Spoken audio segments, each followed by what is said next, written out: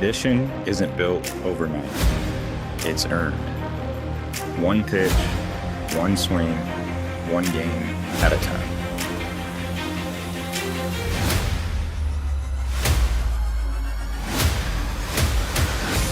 Here at Tabor College, baseball runs deeper than the lines on the field.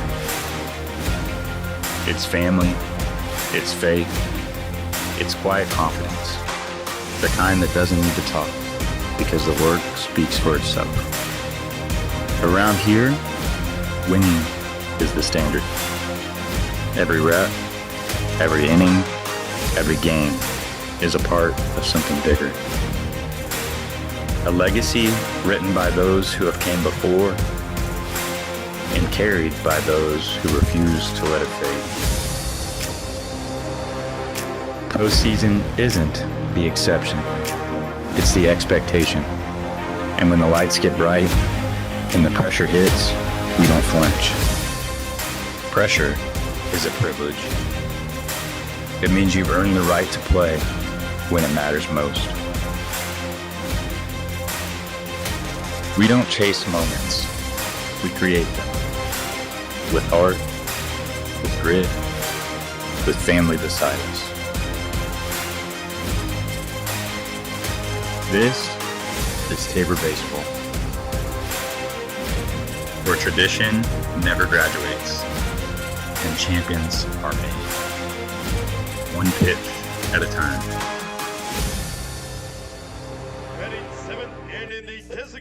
And good afternoon, ladies and gentlemen. God, that just gives me goosebumps watching that hype video. Great job by the media team here. But good afternoon. Like I said, welcome to the campus of Tabor College and Blue Jay Baseball Field here in Hillsborough, Kansas. Blue Jays are entering this matchup against the York Panthers. Third game of the series here. Series is currently tied. I am the voice of Blue Jay Baseball, Nick Ediger, joined by my cohort here, Caleb Apple.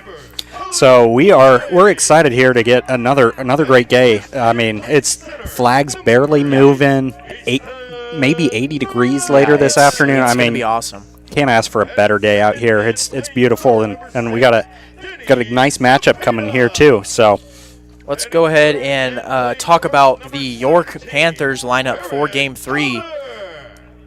The leading off is the shortstop, number 8, Jose Martinez. Batting second, moving up in the order, number 4, Isaac Gomez. Batting third, and at first base, number 16, Austin Peterson. Batting fourth, the third baseman, Landon Morgan. Batting fifth, the left fielder, number 19, Jay Twett. Batting sixth, moving down from the 2-hole that he was yesterday, the catcher, Sam Hoadley. Batting seventh, the designated hitter, number 47, Aiden Norenschild. Batting eighth, the right fielder, number 13, Merrick Stone. And batting ninth, the center fielder, Gio Taryn. And on the bump is number 10, Dakota Angielski. So we're going to take a quick break. We're going to bring you the Blue Jay lineup right after the prayer and the national anthem. So we'll step away for a second. We'll join you here after the anthem and the prayer. The Blue Jays are led by head coach Mark Standiford. He is assisted by Jake Jones, Andy Davis, Mark Poole, Tanner Tompkins, and Raiden Roll. Ladies and gentlemen, at this time I ask that you please stand for our pregame prayer and please remain standing for the playing of our Star-Spangled Banner. Please pray with me. Gracious God, I thank you for this afternoon and the opportunity to play and watch this game of baseball. I thank you for the gifts and talents you have given each of these young men and their coaches.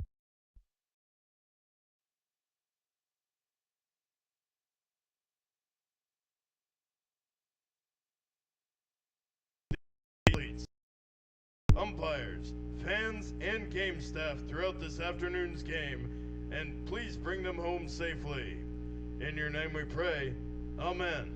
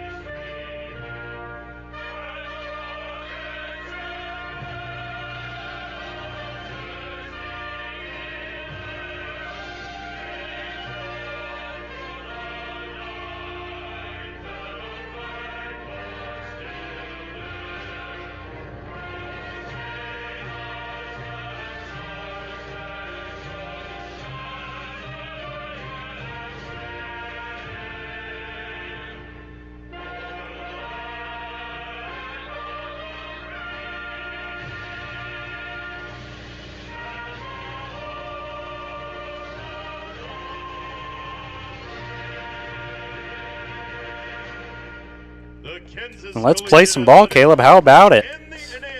Yeah, I'm so excited. Two teams at the top half of the KCAC getting ready to. This is a series decider. This is a big matchup in the middle, kind of figuring out that 2 through 5 spot in the KCAC standings, and we got some good arms from both teams. yeah, I'll take you through the Tabor lineup here right quick before we get to those pitchers. Going to start off pretty similar as with Game 2 yesterday. Going to be Easton Norris, the center fielder, followed by Danny Zapata at third baseman, Eric Calder, the first baseman, Jared Mack, the second baseman, will be cleanup. Logan McGuire will be back in his DH spot. Schieffer is out in right field. Kason Overby out in left field. Then Jack Kaiser at shortstop and Ethan Crawford rounding out the order. And we'll have Will Beckman, a freshman, on the bump. Now, you want to take us through the pitcher comparison here, Caleb? I mean, two young guys. Angielski, I'm assuming a high school teammate. They both went to Sperry High School in Oklahoma as Logan McGuire, a redshirt freshman out of Sperry, Oklahoma, and Will Beckman, the freshman out of Wichita Northwest High School with a 1-0 record and a 1.35 ERA and 20 innings pitched. And this kid has been nails so far for the Blue Jays. Came in relief in 2 games, 2 of the Blue Jays wins at Oklahoma Wesleyan right after Logan McGuire threw 125 pitches last week. Yep. Finished that game out in the 7th inning of that doubleheader, but now coming in to getting the start, has started really well. Both games that he started, and Angielski had a 182 batting average against. He has only allowed 1 extra base hit. Angielski has. So I think it's going to be a battle between really two really good young pitchers in the NAIA. Yeah, definitely. And Beckman has looked good this year, as you said. I mean, he's a tall, lanky lefty. So, I mean, he's one that's been great for the Blue Jay pitching staff. And we'll see here on the first pitch as he delivers it, and it's fouled off immediately. So, we'll be an 0-1 count for the Blue Jays. As you mentioned earlier, this is the series decider. They split yesterday. York won the 9-inning game, and then Tabor answered back with some real momentum in the second game and just easily put it away as Mack makes a line drive catch there for out number 1 for the Blue Jays. And if his defense can help him, Beckman's going to have a really good day going deep into the ballgame. He has some good stamina. Believe he went 6+ innings. One of his starts here, I think that was against St. Mary's, where he had a good start. But next up is Isaac Gomez, who had one heck of a game. 2 games yesterday. Got on base every single time. He reached on a couple errors in the second game, but went 5 for 5 in the first game. Yeah, I mean, he was definitely a hot bat yesterday that the pitchers couldn't figure out. So we'll see if Beckman can, as he gets a nice swing and miss there for strike number 2. An 0-2 count here for Beckman, facing Isaac Gomez, the second baseman from York. As we're going to get the first warning for pitcher-batter eye contact. Yep. So, got to make eye contact with the batter, make sure both of you guys are ready to go. Don't want any unfair advantages there. That's the intent behind the rule. The 0-2. Fastball right at the knees for strike 3. A great pitch there by Beckman. Gets his first strikeout of the day. So he got the swing and miss at the curveball, and maybe Gomez was expecting it there again, but just a perfect fastball at the knees for strike 3. So next up is Austin Peterson. Peterson had played first base in both games and had a couple of hits. First pitch misses upstairs for ball 1. Yeah, this is definitely going to be we'll have to see which Blue Jay squad comes out today, because I mean the team that played the first 7 innings of the first game yesterday looked abysmal. But I mean, after that, into the 8th and the 9th, and then that second game, they came alive, and it looked like the normal Blue Jay baseball we're used to seeing here. Is that one's in the dirt for 2-1 count here.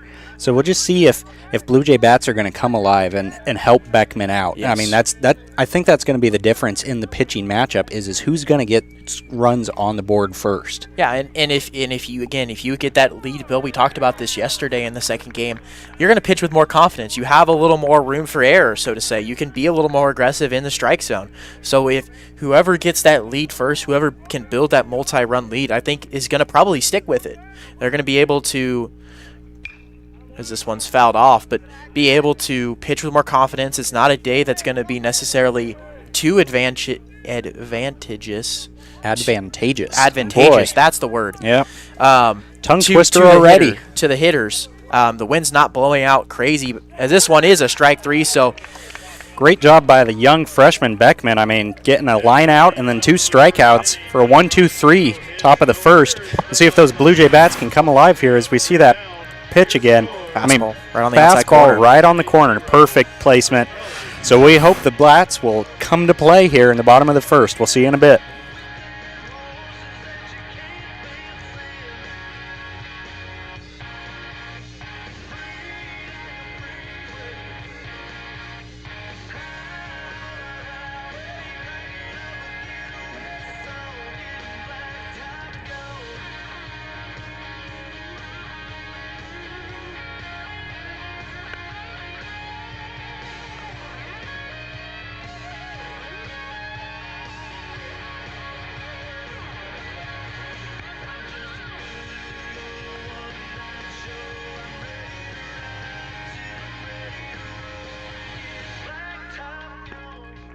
We hope you're having a good time listening to some great music here on Game Time. Remember, fans, student athletes represent their teams, fellow students, teachers, and their school community. Athletes are expected to be individuals who will make a good impression for their schools. Another awesome game day tune is coming up here on Game Time. And we're back here for the bottom of the first as Angielski will take on the leadoff batter for the Blue Jays, Easton Norris, the center fielder out of Wichita, Cloud Community College transfer, and has looked really good this year for them in center field. I mean, been a vacuum cleaner out there, sucking up anything that comes his way, as well as being just a great power left-handed hitter, which is exactly what you want at Blue Jay Field. Oh, 100%. I mean, he's been a good leadoff hitter too. After Schieffer got hurt, has stepped into that place really well, hitting .333 this year, 589 slug, and a .474 on base. So, I mean, been a really good hitter, 6 home runs, 13 RBIs. So, had a really good day yesterday. In the second game, had a triple and a double, and then a couple of walks. Let's see what he can do here against the redshirt freshman from Sperry, Oklahoma, as that one is upstairs for ball 1. Yeah, I'd love to see him get that leadoff triple that he had in Game 2 yesterday. That'd be a great thing to see right off the bat here. And this ball in there for a ball. So it will be 2-0 count here for Norris as Angielski cannot find the zone yet.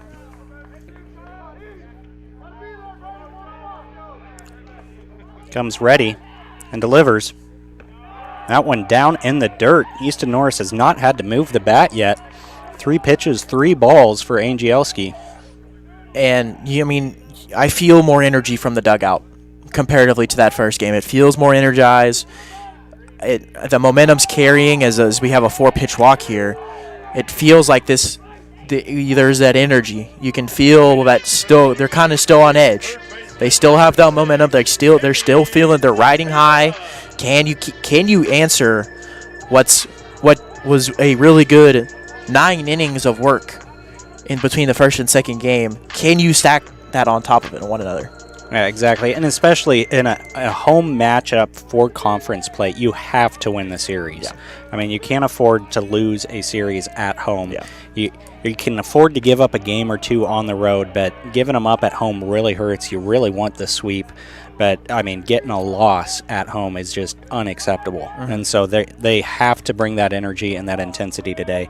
As Zapata here is up and will be taking the second pitch. See if he went. And he did, so it'll be a 1-1 count here for Zapata, the second baseman third baseman now today, who has played pretty well this season. Yeah, hitting .308 with a .477 slug and .400 on base percentage with 3 home runs and 22 RBIs. So, been a really good. As long as he's healthy, he's been productive for the Blue Jays the last 2 years. But was hurt last year, has really found a way to stay healthy. And he's been a productive bat and a productive glove for the Blue Jays. Yeah, as Easton Norris here safely gets back to first on a pickoff attempt. And here we go for Zapata will be receiving the 2-1 count from Angielski. as this one flies 10 feet over Zepeda's head, allowing Norris to just gradually walk, almost a saunter over to second base. Do you think you could have made it to second on that one? I think I could have made that to second base with Dozer on my back. Oh, wow. Yeah, I mean, that was just really bad pitch. I'm not sure what maybe he needs the rosin. It is a hotter day than usual, so there's going to be some more sweat on your hands. So, again, you said nearing 80 degrees is what you said. Let's see what it is right now. It's 72 right now. High of 76. Actually, just moved to 73. But it is a hotter day. Less wind. There's going to be more sweat on your hands comparatively to the low 60s games yesterday. So, and maybe after that wild pitch there, he just needed to call for the rosin to help his ego a little bit. I mean, who knows? Sometimes you need to blame everything else but yourself. Yep. But we're not saying that he has, but there's 3-1 count here. Zepeda ahead to get a hitter's count here. The 3-1 misses outside. 4-4. Zepeda will get another free base. So 2 batters so far, 2 free bases. As Angielski is, hopefully that rosin starts taking effect for him quickly. And that was a good pitch, 3-1. Yep. It didn't miss by much for sure. We'll see if he's able to dial it in here. He's already allowed 2 walks. And Eric Calder, who had a really good game, 2 games yesterday, looking to keep it going here. That one misses low. Had a home run in the second game, had a solo home run. He was the one consistent bat in the first game for the Blue Jays as well. So infield shifted over. Playing the pole here. The 1-0. Catches the belt for strike 1. Yeah, I mean, you'd love Tabor to put up some runs now, especially after getting 2 leadoff runners on base freely. You got to capitalize on that and hopefully carry that momentum forward in the game to help you win this series. As that one's down in the dirt, be a 2-1 count. Zangielski is struggling to find the zone right now. And I mean, I think maybe that's a little bit of the momentum from yesterday, seeing the way the Blue Jay hitters were going and just you face them a little more cautiously. You saw them hit with fury, and that one misses also. So 3-1 here. Angielski falling behind on 3 straight hitters. A hitter's count, Calder, I would assume gets the green light here. 3-1. Takes the fastball at the knees. He wasn't.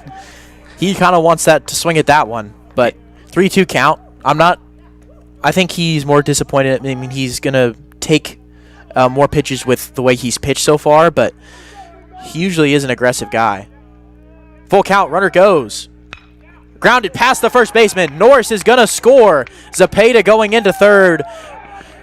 Right fielder throws it into first base. So an RBI single for Eric Calder gives the Blue Jays the lead early, 1-0. Yeah, and I mean, Norris there was getting ready to go, trying to steal third on that pitch no matter what. And I mean, Calder just gets it here and laces it right past the first baseman. I mean, had that been about 3-4 inches closer to the foul line, would have been right in his glove and been an easy double play, likely. But instead, cuts through and gets the Blue Jays the lead. So Calder at first, Zepeda at third here with no outs, and Jared Mack, who after the strikeout that happened in the second game really turned it on, had a pair of doubles and a home run. Yeah. So he's starting to find his footing, the preseason All-American.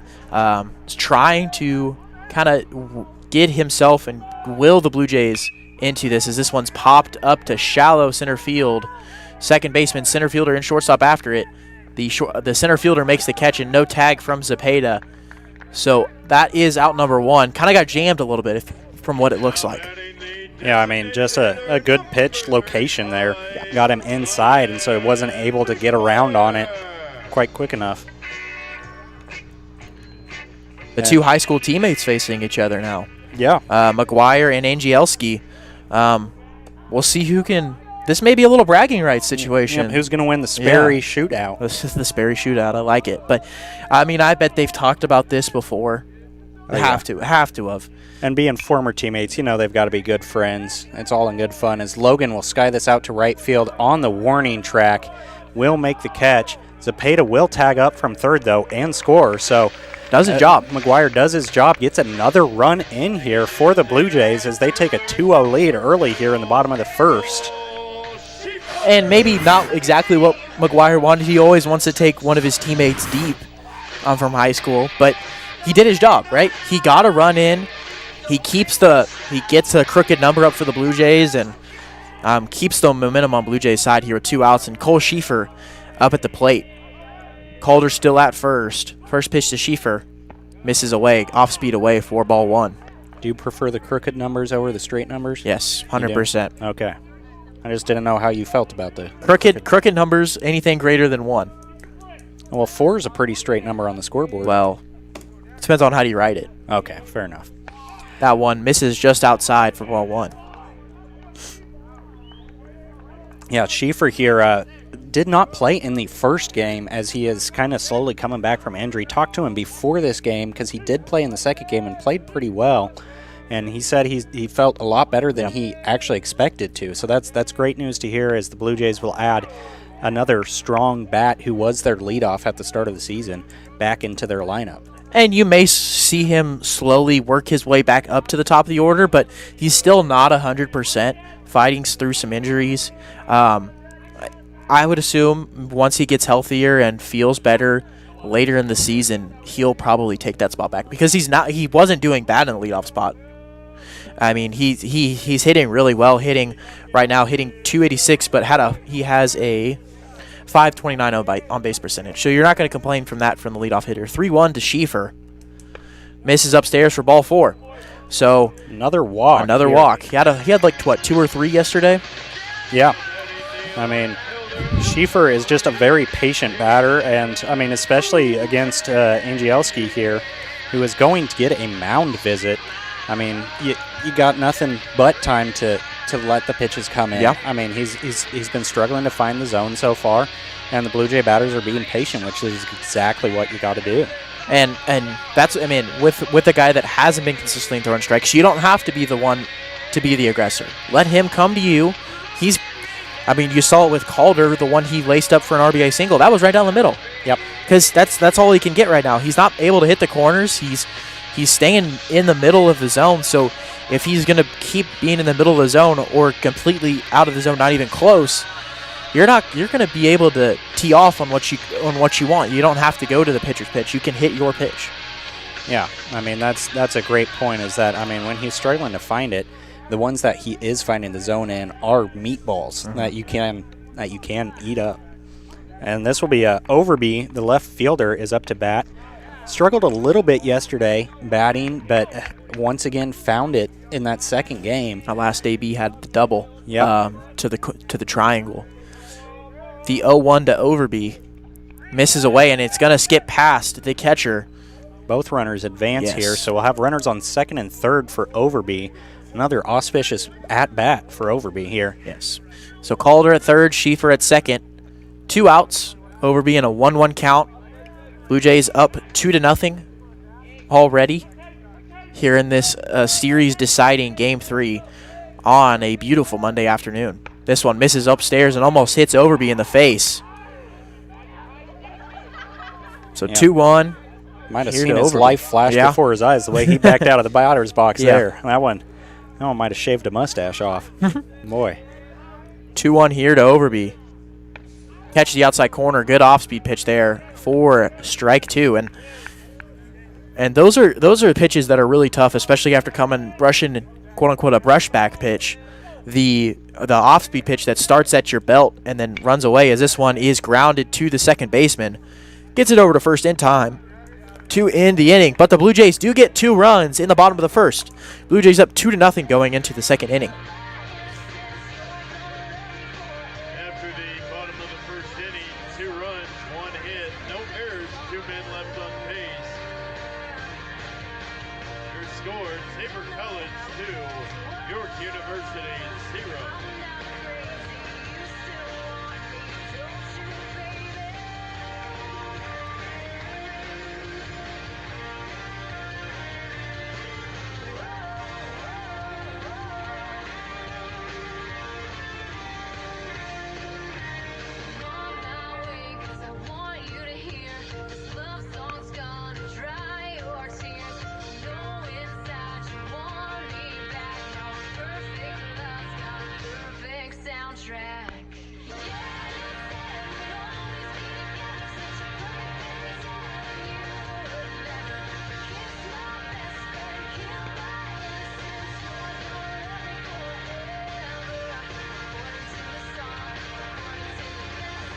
We are back here in the top of the second. Beckman looking to keep this momentum going. Yeah, had a great 1-2-3 inning in the top of the first with a line out and 2 strikeouts. Has looked pretty comfortable, and hopefully he can keep that going here as he will face the third baseman for the York Panthers, Landon Morgan. And Morgan played really well in the first couple games. Had, I believe, 6 RBIs in the 2 games, so played really well. He slugged the ball well. There's a reason he's in the cleanup spot. He's their best hitter this year for the Panthers, hitting .373. So, I mean, there's a you want your best hitter to hit with guys and with runners on, and that's what he did in the first couple games. First pitch from Beckman misses low for ball 1. Yeah, Morgan definitely took his swings and took his chances and made the most of it. Like you said, getting a couple of RBIs in both of those games looked really good for the Panthers. So kind of one of Beckman's first tests, second test I'd say, because Gomez was the other guy that he already struck out that played really well yesterday. As this one is ground hard to the shortstop, being easy 6-3 out here for the Blue Jays for the first out of the top of the second. And that one wasn't hit soft. Kaiser, this is only his second game at shortstop this year, had to make a tough play and short-hopped it over to Calder a little bit, but Calder is a sure-handed first baseman. What we've had over the last 5 years, we've had some really good fielding first basemen, and Cody Moore and now Eric Calder. So it's always nice to have a first baseman that you can trust no matter where the throw is. And especially, like you mentioned, a little short hopper there, as this one is lined out foul down the right field line. When you are having that quick bang-bang play, if you're throwing it, just don't sky it over there. Yep. Give him an easy extra base. Keep it short. Trust him to make that scoop play, as he has shown he can do. So be the 1-1 here to Jay Twett, the left fielder. Twett will sky this one as well. Also out in right field, back to the Blue Jay bullpen. This will be a 1-2 count here for him, as he is making contact, but not getting it out into the field of play. The 1-2 here to Twett. Fouled off. A good off-speed pitch in kind of that back foot off-speed. It looked like a curveball if I had to guess. But those are really tough to hit if you're a right-handed hitter. And did especially great job located. Even getting contact on that one. Great pitch selection. 1-2 gets a swing and a miss. So moved the curveball a little further outside and got the swing and a miss. So that is Beckman's third strikeout of the day. And it brings up the catcher. Just a great curveball. Good 12-6 curveball. Gets the swing and miss. Sam Hoadley, the catcher, number 23, was batting in the 2-hole yesterday. Had a couple of hits in the doubleheader. Move him down just a little bit, not due to his necessarily bad hitting, but they got to get the hot hitter in Gomez further up in the lineup. Yeah, exactly. And if I remember right, he DH'd in the second game yesterday. So definitely a bat that they trust, and one out here in the lineup, as that one will be outside for ball 1, be a 1-1 count here for Hoadley. But Beckman is looking good. Moment is not too big for this freshman star here. I'm going to say that one is just outside as well. That one looks pretty good from up here, but we do have a weird angle. So, be a 2-1 count here for Beckman to Hoadley. Just about the same place, be a 3-1 count. If he's going to be consistently not giving that outside corner, you're just going to have to make an adjustment. You're going to have to get some swing and misses there instead of getting that called strike 3. That one misses down in the zone for ball 4. So a 5-pitch walk to the catcher for the Panthers is going to bring a courtesy runner in. Stepping up to the plate, the designated hitter number No one got numbers on the front of their jerseys. Number today. 3. That is number 3 is going to Nathan Eisenminger. Yep. Did some courtesy running yesterday as well, and this is York's first base runner of the game. And we'll bring up Aiden Norschild, the DH for the Panthers. Check swing over to first. First base umpire does not say he goes, so that is we are here in a 1-0 count. Panthers looking to answer back after 2 runs scored against them in the bottom of the first here. Beckman likes the pitch. Eyes down Ingenmeyer at first base and delivers right down the heart of the plate for strike 1. And that's what you got to do to get those easy strikes early in the order. I mean, try and get back ahead after giving up a ball on your first pitch. That one just low too. It looks like the zone is going to be a little higher today. Yeah, it's a little tighter. That first game it was pretty big, and then the second game you had some spots where it was a little bigger, but this one looks like it's a pretty firm strike zone. 2-1 here. Check swing. Does he go? He does. Check over to first base. So count is 2-2 to Norangechild. So far this season he is hitting a .222 with no home runs and 1 RBI. And he hasn't walked this year. So wow.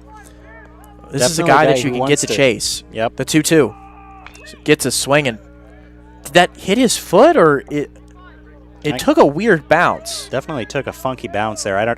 Maybe hit the top of the plate or something. Yep. Right off the end of the bat as well. Right off the end cap. So the 2-2 once again. Beckman will check back to first base. A 2-2 here with 2 outs in the top of the second. Tabor leads by 2. 2-0 after a couple of great runs batted in the bottom of the first. And Eisenminger really getting a good read on Beckman's pickoff here. Slide step here from Beckman. Gets it. Strike 3. So went with the couple pickoffs and then the slide step. Gets strike 3 looking, and that is strikeout number 4. And just a fastball right at the knees on the outside corner. And Can't ask for a better pitch. And he set that up perfectly with the 2 pickoff attempts going right into a quick pitch like that. I mean, just kind of caught Norangechild sleeping. Yeah, almost. He did. And so, I mean, just a great way that maybe even if you don't have the right pitches, aren't hitting it, I mean, you got other ways to play with the batter, and Beckman did that to perfection there to get the out number 3. So Tabor leads 2-0, and we will see you here in the bottom of the second.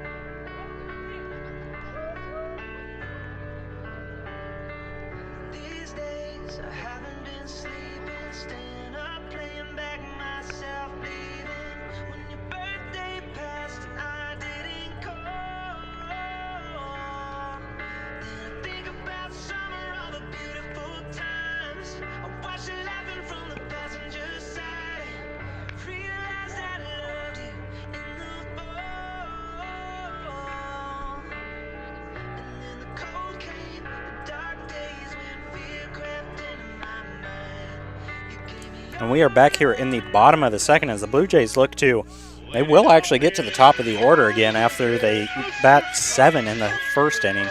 But we'll bring up Jack Kaiser, who had himself a day yesterday in the second game, reached base 5 out of 5 times. So really, really great guy here to have leadoff is, I mean, what's his on-base percentage? I mean, it's got to be, it's getting close to 600. Yeah. 571. So yeah, I mean, just a great guy to have leadoff here, even though he's down in the order. I mean, a great guy to have here to start the inning for the Jays. And he's starting to finally get that batting average to where he wants. It's at 237 right now. It was in the 100s going into yesterday. So he's starting to find his rhythm there. He's been able to get on base either way. Leads the team with walks and hit by pitches. So the guy finds a way to get on base. Now he's starting to actually do it with the bat also. So some big time things, especially moving over to that shortstop spot after a couple of guys getting injured. It's 2-1 here to Kaiser.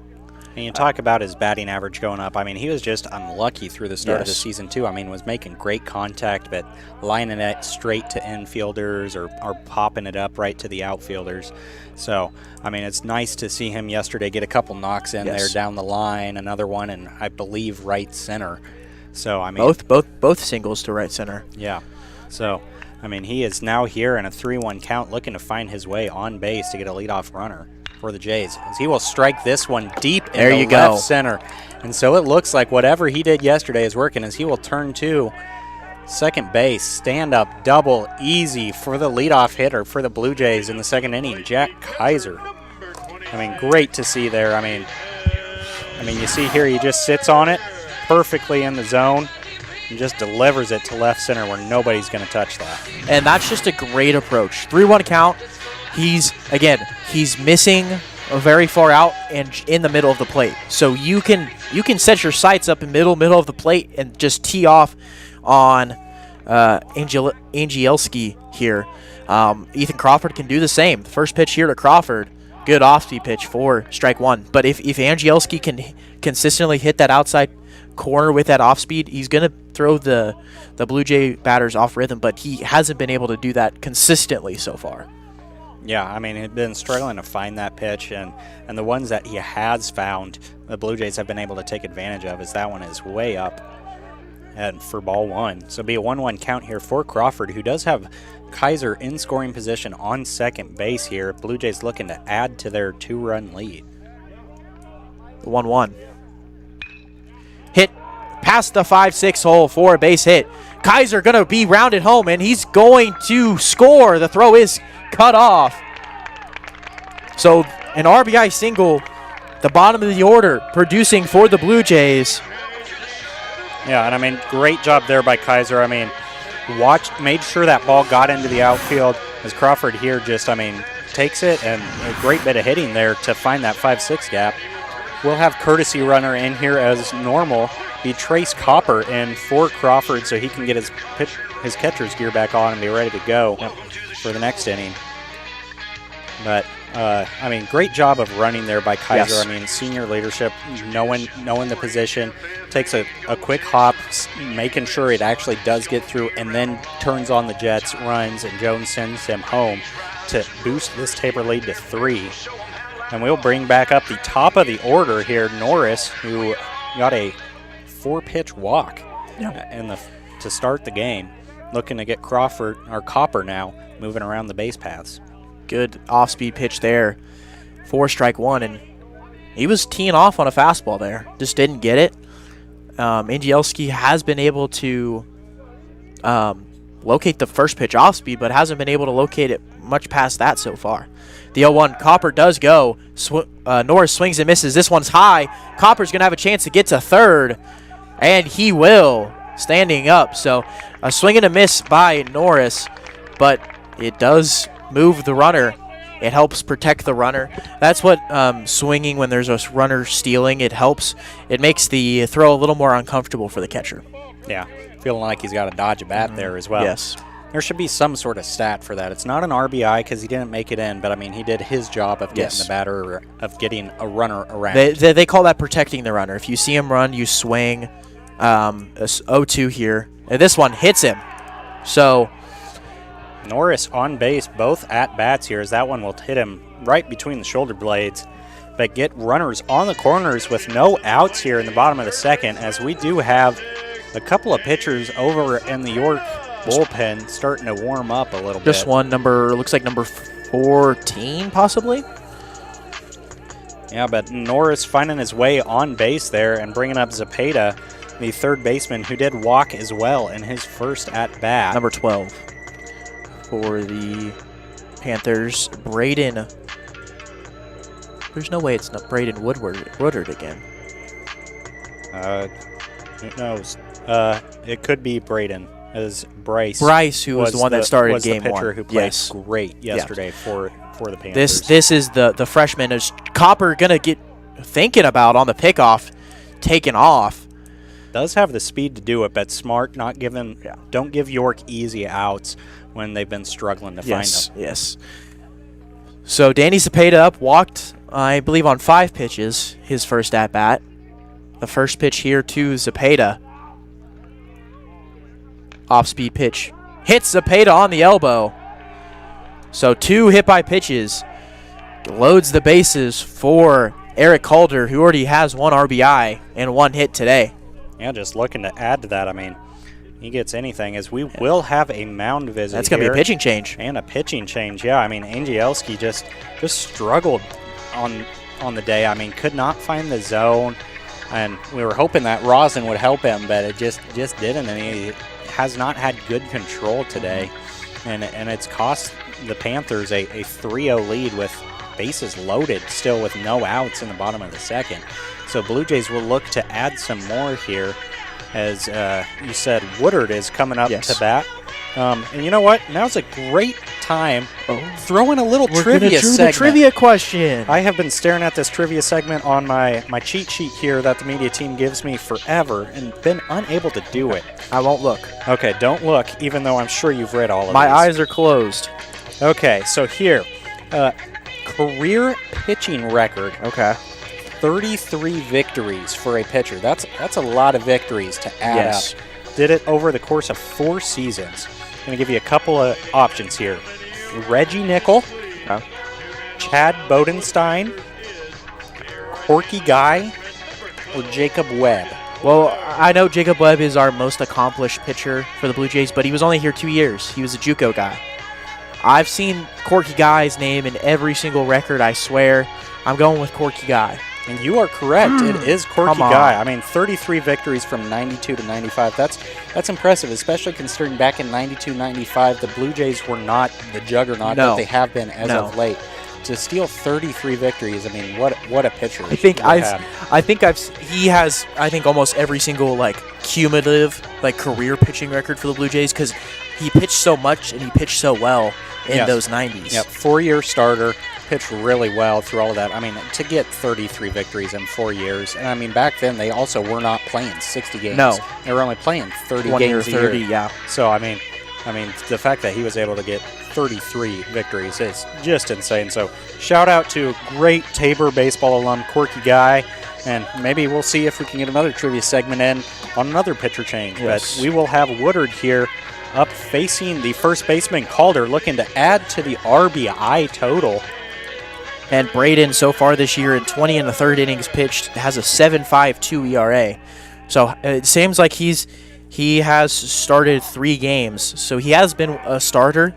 Maybe they were just trying to get some opening, and they're playing the opener game with Angielski, but it didn't work out here.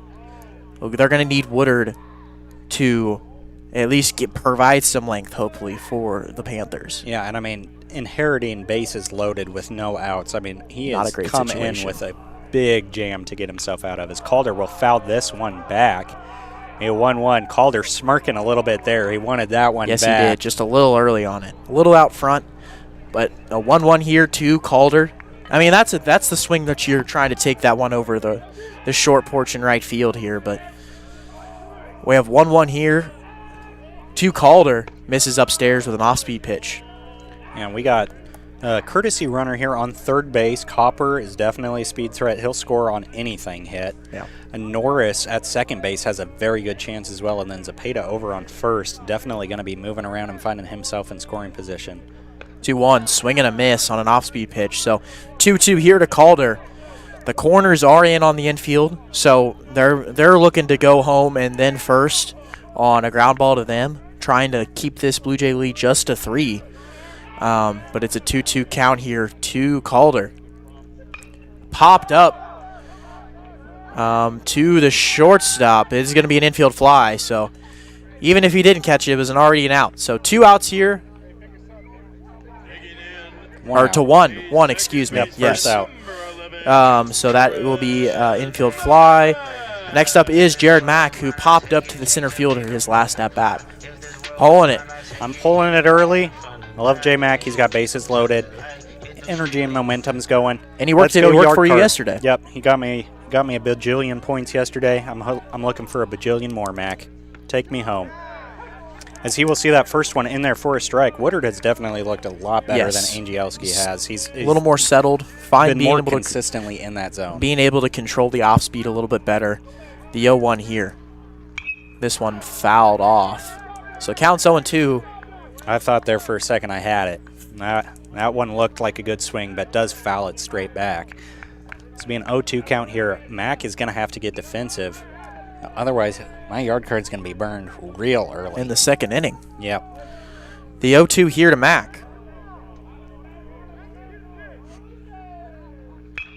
lines it past the second baseman for a base hit.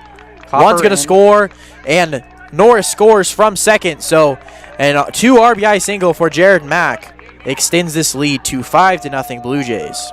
Maybe we need a RBI card. RBI card. I mean, as you see Mac here, I mean, there's a reason. Doing a job. I mean, being defensive, I mean, just stretching his bat out there, but still finds a gap. I mean, that's just what good hitters do. They find ways to make contact and get it through some gaps and get people moving around. So, yeah, with that RBI single there, we'll bring the Blue Jay lead to 5-0. Runners on first and second, and McGuire up to bat. McGuire drove in a run in the first inning against his high school teammate. It was a fly ball to the warning track in right field.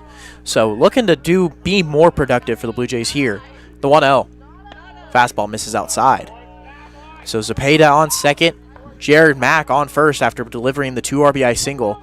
Blue Jays looking to add some more. Keep this momentum flowing. And one thing I've really noticed about McGuire, both in the way he approaches pitching and hitting as a DH for us, he is just always locked in. Yes. There's nothing else that exists when he is in that batter's box. It is him and the pitcher, and nothing else. And you love to see that kind of intensity, and that's what's led him to be a successful DH and getting on bases and getting those RBIs. As he will be facing a 3-0 count here from Woodard. That one catches the outside corner, 4-1. And on the surface level, him only going to 55 pitches yesterday was kind of a surprise, but he threw 130 last weekend. Yeah. So he's just a freshman. They don't want to burn it out his arm too early. They're trying to manage his workload just a hair, allow him to recover, and you also got to trust your bullpen also. You got to trust your bullpen, build up your bullpen's confidence as he takes a walk here to load the bases. And Cole Schieffer comes up once again with the bases loaded. Came up a couple of times with the bases loaded and walked, and he also got hit by a pitch with the bases loaded. So, yep, on base percentage leading the team. So I mean, he's a guy you love to have in this situation with bases loaded.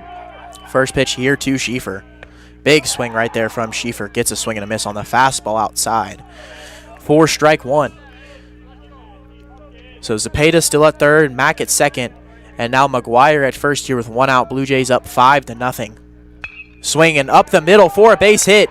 Mack is going to round third and score. Zepeda is going to score also. So another 2 RBI single extends this Blue Jay lead to 7-0. And the Blue Jays are just rolling right now. Yeah, it's great to see these bats just coming alive. I mean, you take the last 9 innings, the last 2 innings of the first game yesterday, and then the 7-inning game, and then these first 2 innings here. I mean, they have just been looking alive. 11 innings of great baseball. Yep. And, I mean, that's exactly what you need. The pitching staff has been great. It's just been the batting that's been holding them back, so it's great to see the bats going. First pitch here to Overby, an off-speed pitch in there, 4-1. So Schieffer at first, McGuire at second. Here with 1 out still in the bottom of the second. The 0-1 checks McGuire at second base just to make sure. And I know it is awfully early. This is supposed to be a 9-inning game, but if the Blue Jays do find themselves up 10, it can be cut short after this 7. One hit and caught by the second baseman. What a catch there by Gomez, the second baseman. Made some good defensive plays in the last game. Makes another one here. Yeah, flashing the leather. I mean, looks really good. I mean, kept his eye on the ball, backpedaled, nice little short hop, and gets an easy second out there for the Panthers, as they will now face Kaiser, who doubled in his last at-bat, and looking to see if Kaiser can get some more people in. Yep. Kaiser staying hot so far. Trying to keep it going for the Blue Jays here. First pitch to Kaiser. Good off-speed pitch there by Woodard. 4-1.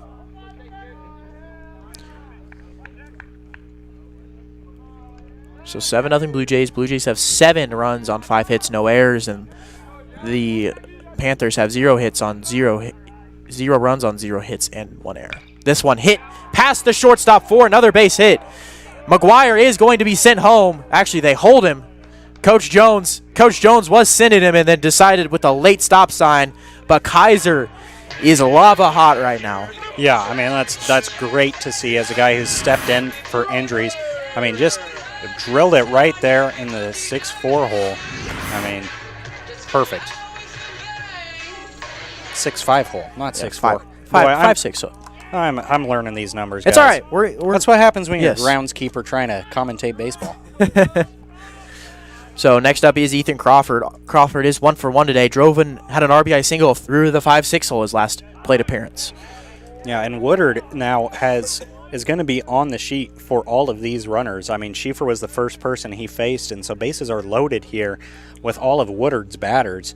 So anything added will go against his ERA. Actually, McGuire won't. McGuire was... Oh, yes, correct. McGuire's at third, Schieffer's at second, and Kaiser's at first. Yeah, so he does have one runner that he inherited, but, I mean, Blue Jays able to score a couple more even with the pitching change.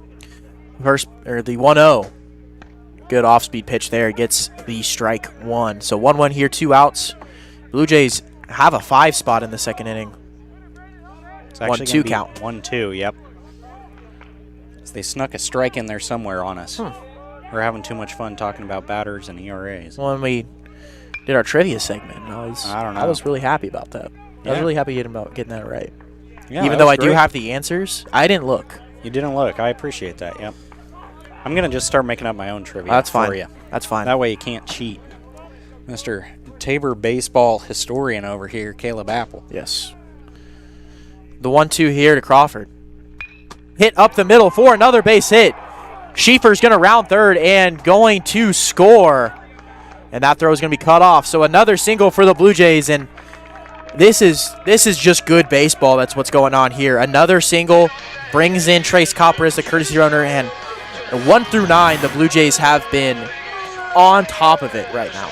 Yeah, you see there, I mean, just Schieffer giving it everything, almost runs into the dugout, and that's what you love to see from a senior leader there. Just hustle all the way around, making sure he does score with ease. And I mean, Blue Jays up 9-0. You see the dugout just loving it, getting excited out there. So we'll bring back the top of the order again. We have batted through the line this inning. Easton Norris got hit by pitch earlier this inning, seeing if he can keep the rally alive. Yep. And this is the third time they've come to bat in 2 innings. Yeah. So the Blue Jays, I mean, just doing great work. It's not just free bases. There has been some of that, but they also have 7 hits. So it's not like they're just giving the York Panthers are just giving them free bases. And you look at the hits even, we have 1 extra base hit. The rest have been singles. Just solid pieces of hitting. They're not trying to do too much with it. And it's, again, that's a harder place to hit home runs when there's not wind blowing. It obviously is. So you're just staying with the game that you know. Doesn't have to be a power. This isn't the power team that we've had in years past. They have hit home runs, but it's not the team that breaks the school record in home runs. Yeah, definitely much more of a contact lineup. Have some power hitters in there, but not nearly as power as heavy as years past have been. And I mean, they're showing it today, just getting good contact, finding ways on base via walks or hit by pitches, and being able to score those when they've got runners in scoring positions is the reason that they're up 9-0. So 2-0 here to Norris. Kaiser at second. Copper at first, the courtesy runner. Norris looking to get on base for the 3rd straight time. The walk and a hit by pitch. 3-0. Fouled off. So 3-1 now to Norris. And at this point, you just don't want to be the one to end the rally. Yes. Everybody's having fun. You want to. Yes. You don't want to be the guy to get the last Yes. out. So Norris here trying to keep the party rolling. 3-1 here to Norris. Popped up through the third base side. Going to be close in the Panthers dugout. And lands in the Panthers dugout as one of the, I think, is either the players or the assistant. I think it's a player just absolutely sprinting out of the way. Did not want to get hit by that foul ball at all. Did not want any of that No. smoke. Nope. I mean, me personally would have caught it. I'm catching with my bare hand. I mean, I get clearing out. They were trying to let their third baseman come in and maybe make a play, but He ran about 15 feet the other way. But yeah, the running away that quick, you got to have better ball awareness than that. Full count here. Misses upstairs, 4-4. So Norris gets on for a 3rd straight time. and hasn't had to swing the bat or put the ball in play. I think he has obviously swung the bat with the foul ball, but hasn't put a ball in play and has reached base all 3 times, and it loads the bases for Zepeda, who's had the exact same 2 outcomes as him. As that one almost did hit Norris again, but Zepeda has also walked and got hit by a pitch. So the top 2 guys, let's see if Zepeda can is the copycat here and gets a walk. First pitch to Zepeda, fouled towards the first base side. I'll tell you what, Poole is earning his pay today with all the batting gloves and sliding mitt handoffs he's got to do over here. That's a lot of work. He's got his pockets full over there. They're stuffed. Working overtime today. Yep, gotta love it. About time Poole did something, right? Missed a couple of good ground out plays yesterday. Now we're screamed down at his feet, and so maybe he's trying to earn his pay today. Yeah, here Woodard facing off against Zepeda. Be a 1-1 count here with the bases loaded as the Blue Jays are already on their 10th batter of the inning. 1-1. Swing and miss. Good off-speed pitch there by Woodard. Excuse me, 12th batter of the inning. As they started at the 8th spot. That is true.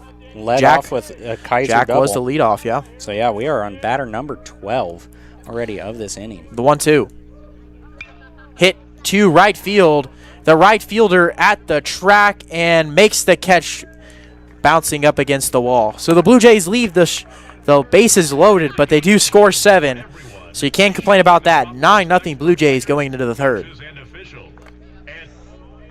After the bottom of the 2nd inning, 7 runs, 6 hits, 1 error, 3 men left on base.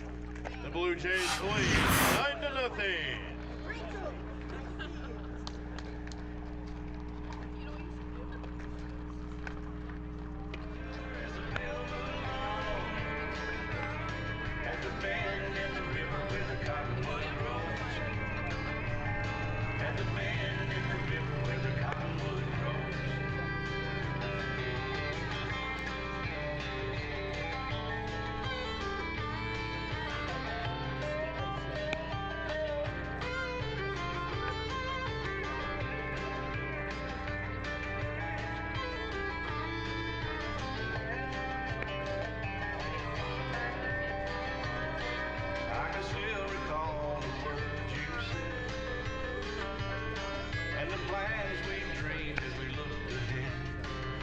Back here in the top of the 3rd. Blue Jays up 9-0. And Will Beckman coming out for the 3rd after he took a long break. Blue Jays scored 7. And it is a little bit hard at times to you sit there for, what was that, probably 30 minutes? Yeah, I mean, you love the run support, yes. But it does mean you got to get out there, maybe play some catch with it. I heard him in here getting loose with the plyo balls, just trying to keep his body loose because that lactic acid builds up a little bit. But first pitch here to Stone is down and away for ball 1. Yeah, Beckman clean sheet so far, only had 1 walk. So I mean, throwing a great game so far. So I mean, 7 hitters in 2 innings. I mean, compared to the 12 hitters in 1 inning that Tabor put up last round. So definitely the best pitcher of the day so far on either squad. 1-1 here. Good pitch right on the outside corner for strike 2. So 1-2 here to Beckman, to Stone, who did struggle with the strikeout yesterday. Struck out 4 times yesterday. The 1-2 swung on and hit in between the 3-4 hole for a base hit. A good 2-strike swing by Merrick Stone gets the Panthers a leadoff base runner here in the 3rd. And I mean, a great job there by the leadoff hitter, finding a way on base to try and build up some momentum for the Panthers, who have struggled against. And that's how you have to do it. Kind of the same way the Blue Jays did it in the 2nd inning, is kind of building with singles. You again don't have to hit home runs, but just one hitter at a time, one pitcher at a time. Find consistency through the lineup. Crawford will keep that one in front of him. That was in the dirt for ball 1 against the center fielder Gio Turin. Was definitely more of a defensive player for them, being out there in center field. Has struggled a little bit in the batter's box for them this year. Had a good first game, but really did struggle in the 2nd game. I think he went 2 for 5 in the first game with an RBI double and a single. So did really well in the first game, trying to find consistency 1 through 9 for the Panthers. As this one will take a bad bounce over Crawford and allow Stone into second base. That one, I think, did hit the front of home plate. Yeah, it had a weird bounce. There is a little bit. Usually, there's just a little hint of a lip. Little lip with that. It's a little black. They call it the outer black, just so the umpires can see where the edge of the plate ends. And before you start blaming me, Apple, no, I'm not I do the blame you. grass work, not the dirt work here. So. And that one is going to be gone. So Gio Tarin gets the Panthers on the board, 9-2. Just a good swing there by Tarin. Took it the other way. Took advantage of that short porch in right field.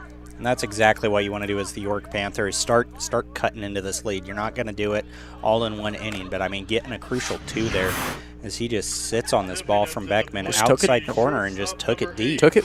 He hit it where he hit it where it pitched. I mean, he didn't try to pull a ball that was on the outside corner. He took it where it went, and he again doesn't have to hit it 700 feet to right field.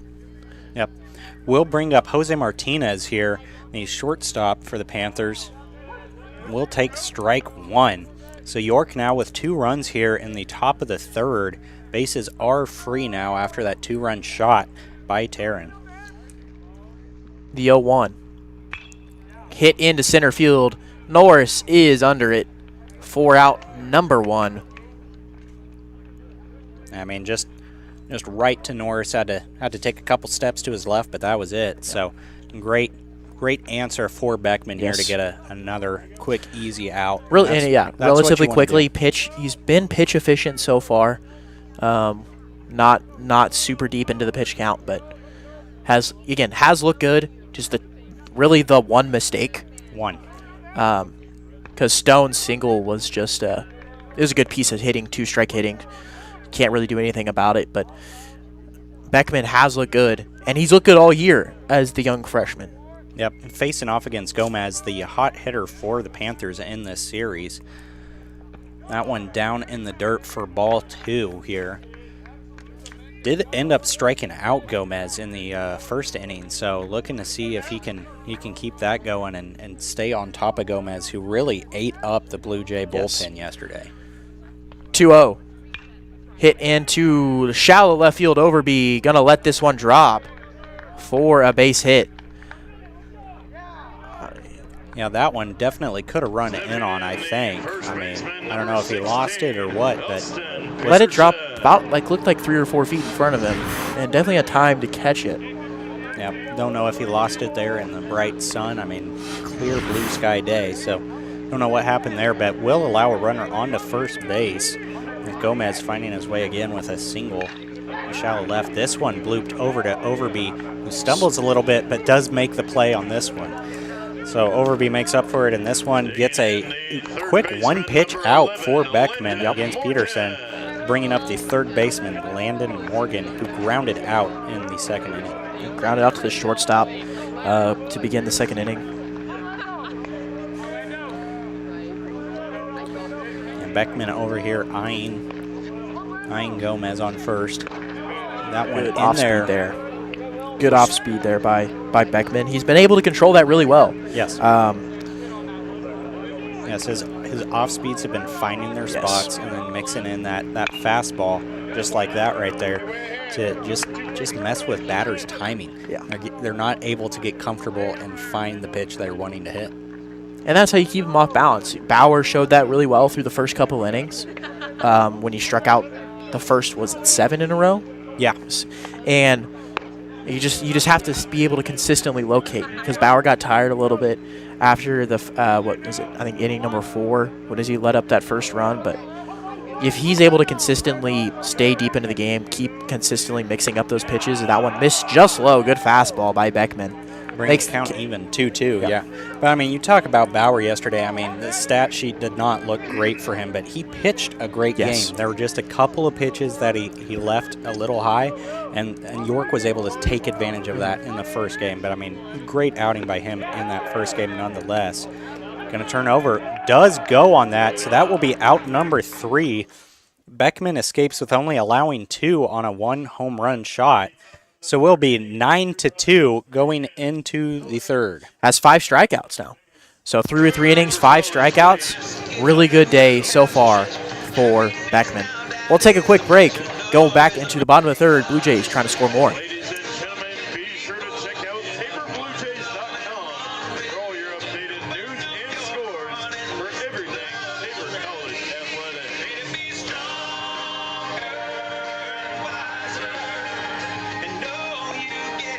Ladies and gentlemen, the public restrooms are open south of the football bleacher.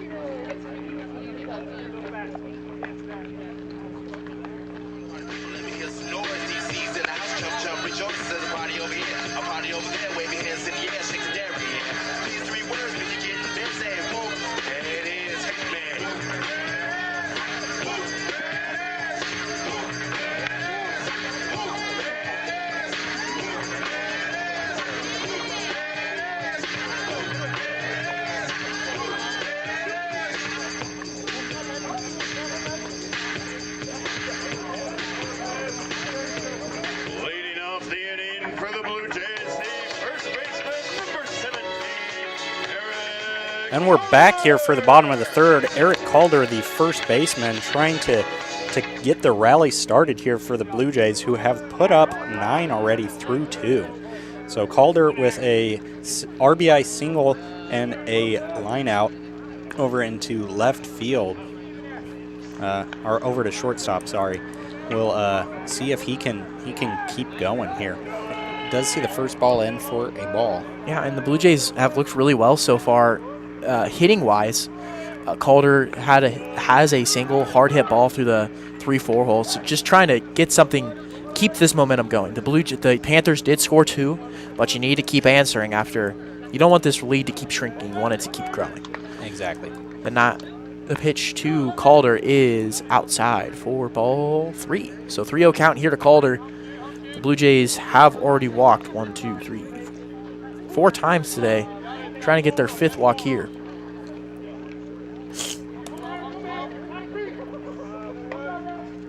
Calder facing the 3-0. And there it is, the 5th walk for the Blue Jays. Gets the leadoff man on in Calder.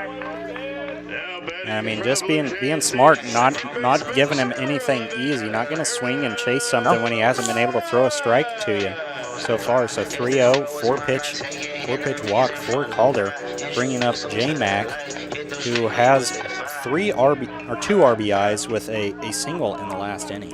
Yep. And Jared looking really good this series, been able to kind of bounce back, struggled early on this year, but really starting to find his footing. But with the 3-0 count, going back to the 3-0 count, will be very surprised if you see any Blue Jay hitters swing at 3-0 counts, especially with the 2 batters that we have today. This one's hit to left field, right at the left fielder for out number 1.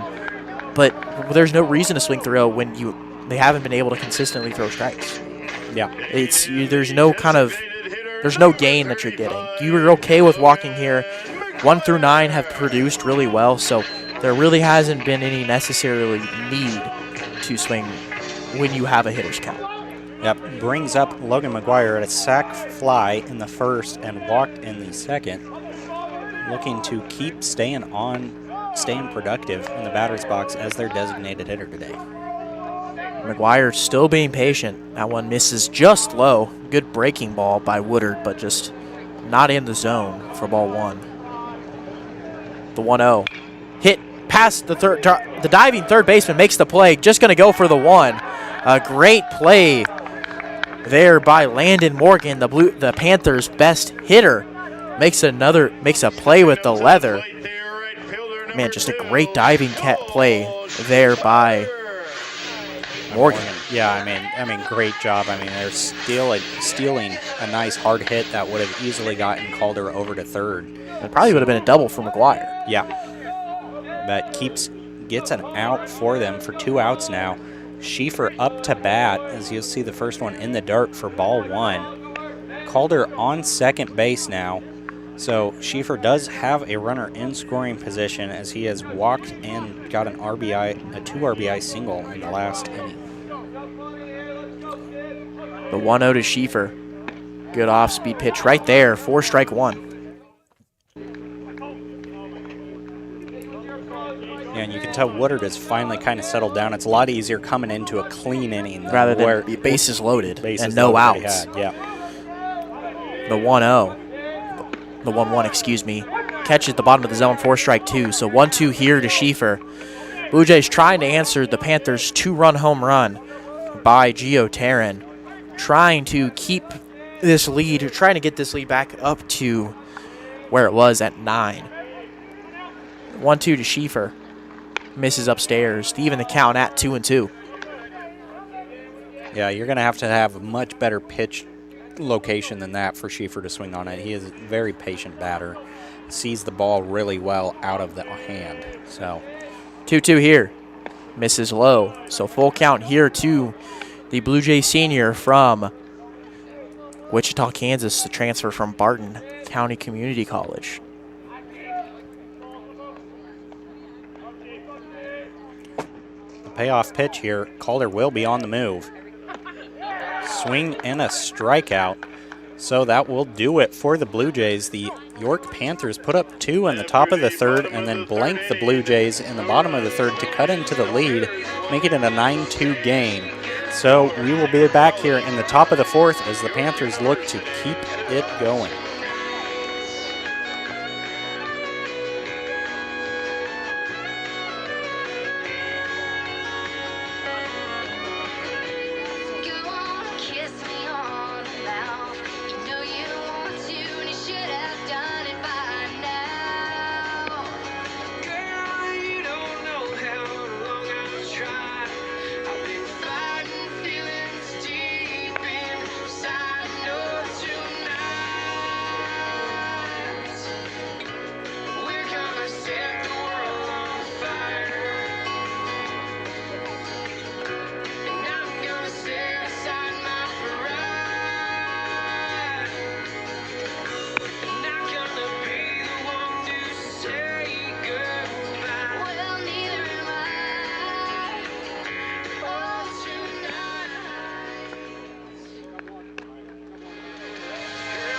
Here we are for the top of the 4th as Beckman will be out here. Been very efficient today. 5 strikeouts for the man who has only thrown, 30 pitches through 3 innings. So, I mean, just being very efficient with his pitch selection. Gotten a couple batters out on one pitch, 1 out scenarios. So, I mean, just a great job by the freshman here of keeping his pitch count low and getting outs. I mean, other than that 1 home run, has looked really good. Yeah, I mean, and being 30 pitches and also having 5 strikeouts is something you don't see very often. Is Kaiser makes a diving play, going to throw it to first, picks it, and he gets him. What? A great play by Jack Kaiser and a great pick by Eric Calder. Gets the Blue Jays out number 1 on the first pitch. I mean, let's just take a look at this. Just a diving play by Kaiser, not playing this shortstop for the 2nd time this year. And Calder making a great stretch to get the out. What a play. I mean, that's just what you've been missing this season is those electric plays like that to keep the Blue Jays alive and bouncing in the dugout. And I mean, Kaiser there flashing his leather. I mean, the offense has proved to add to his defense. Yeah. And I mean, that's just about what momentum does for you, right? You have confidence. That confidence can, as this one's grounded to Zepeda. Zepeda flips it over and takes a bad hop. Zepeda just kind of babied that throw. Didn't really put his full body into that one. And because he's used to second base, right? Doesn't have to make that long throw across the diamond. But it gets past Calder, but is going to be a courtesy runner for Hoadley for number 3, who was the courtesy runner last time, Nathan Eisenminger. The courtesy runner at first base is number 3. So 1 out with the designated hitter Aiden Norenschild up. And if there's one place on the entire field that I would like to fix, it's right there at first base. That lip is nasty, and it happened to hit just right on that lip. So that one high for ball 1. And those are the toughest hops necessarily, right on the in between the lip and the dirt, because you're not exactly sure as a first baseman which hop it's going to take. Is it going to take a grass hop, or is it going to take a dirt hop? And those really are two very different hops. Yep.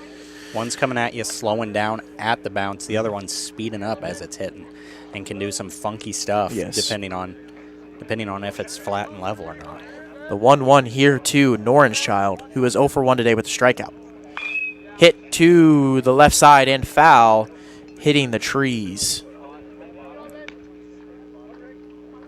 So 1-2 here to Noran's Child. Again, hasn't had a walk or got a hit by a pitch. His batting average is exactly the same as his on-base percentage. So being able to get the chase. The 1-2. Hit to left field. This one has a chance, and it's off the top of the wall. Overby going to play it to Kaiser. Kaiser wasn't able to field the hop, but a one-out double for Aiden Noran's Child. The Panthers are threatening here in the top of the fourth. And I mean, that one just a great bit of hitting too. Thought it was gone. I mean, just off that top railing there. So we'll get runners in scoring position. Runners on second and third for Merrick Stone, who singled in his last at-bat. So seeing if he can get on base again and score some more and cut into that Blue Jay lead here in the top of the fourth. First pitch from Beckman misses away for ball one. And Stone had a really good piece of hitting, got 2 strikes on him early, was able to poke it in between Mack and Calder. So looking to do the same here. Next pitch, hit right up the middle for a base hit. One's going to score for sure. We have Noran's Child going to stop at third. Norris making a good throw to just leave it for a 1 RBI single for the right fielder for the Panthers.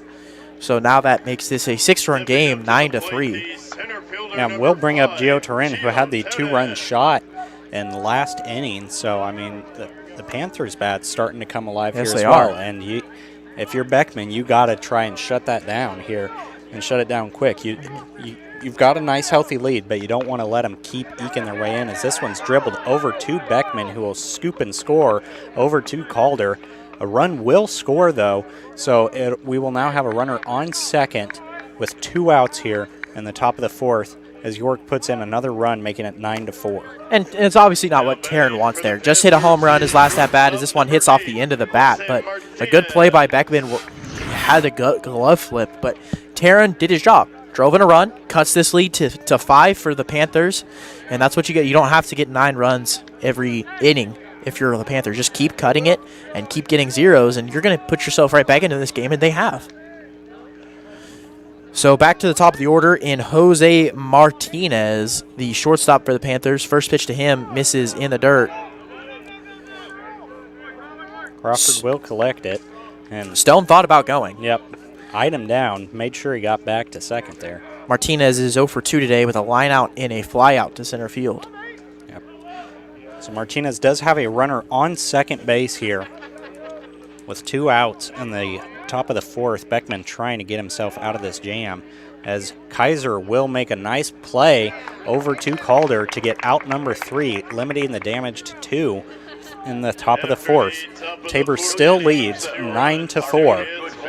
Hoping the bats will get it going again. Your score, Tabor College 9, York University 2. Will enjoy the game and support the students in a positive and sportsmanlike manner. More awesome tunes are coming up here on Game Time. The most awesome music for the best game day. They're like amazing. Oh yeah. It's Game Time.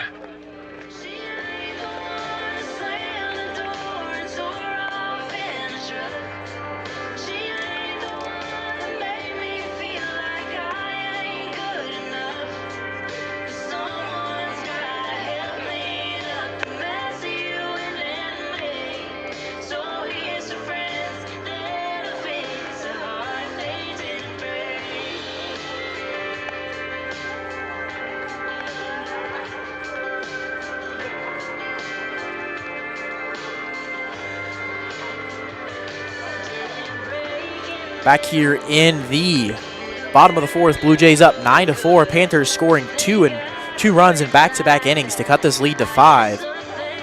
Now trying to get another 0 is Woodard, the redshirt freshman from, the freshman from Omaha, Nebraska. Looking good after settling in after coming in with the bases loaded and no outs in the second. Yeah, I mean, struggled in that first outing, but I mean, inherited a bases loaded, but did a great job, blanked the Blue Jays for the first time in the last inning.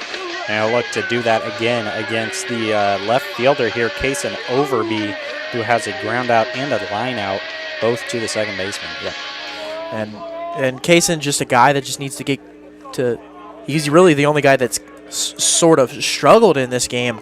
Just want to get some consistent things going in this series, as this one's fouled hard off the fence by the third base dugout. Ricocheted all the way back to where the shortstop usually plays. So a hard hit ball there. Just needs to get into fair territory. The 0-1. Hit foul again.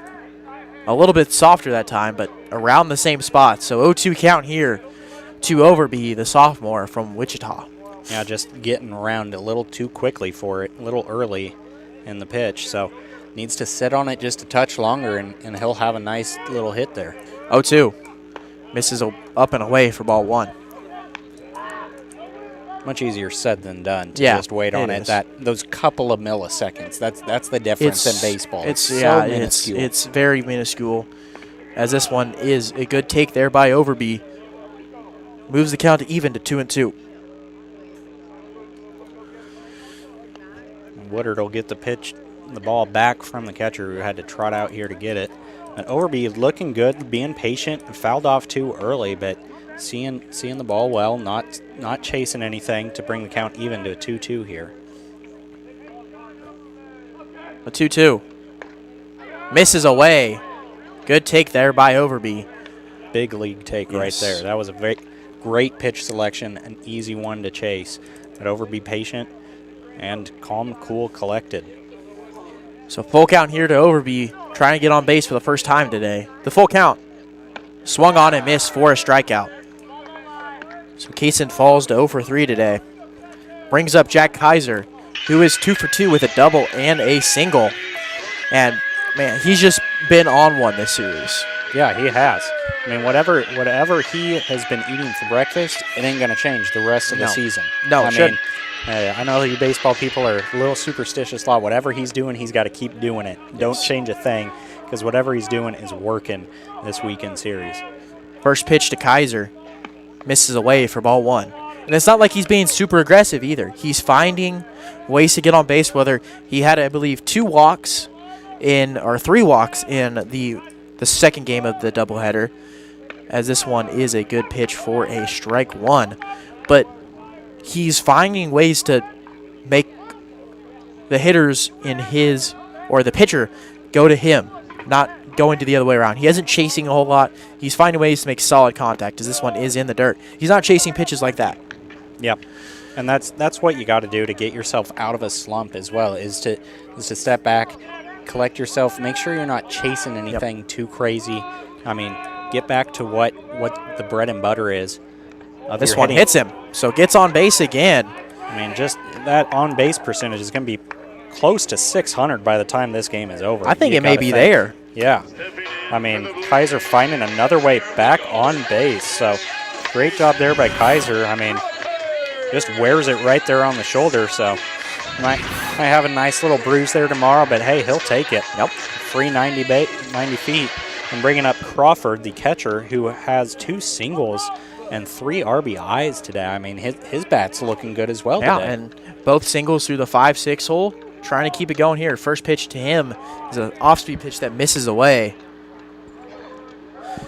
Kaiser on first base here with 1 out. Blue Jays up 5, 9-4. Trying to extend this lead, get some of the runs back that the Panthers have gotten here in the 3rd and the 4th. Pick off over to first base, not in time. Kaiser in safely. And if you're Woodard here, you definitely, after giving up a hit by pitch, you don't want to let that open the door for the Blue Jay bats to get going again.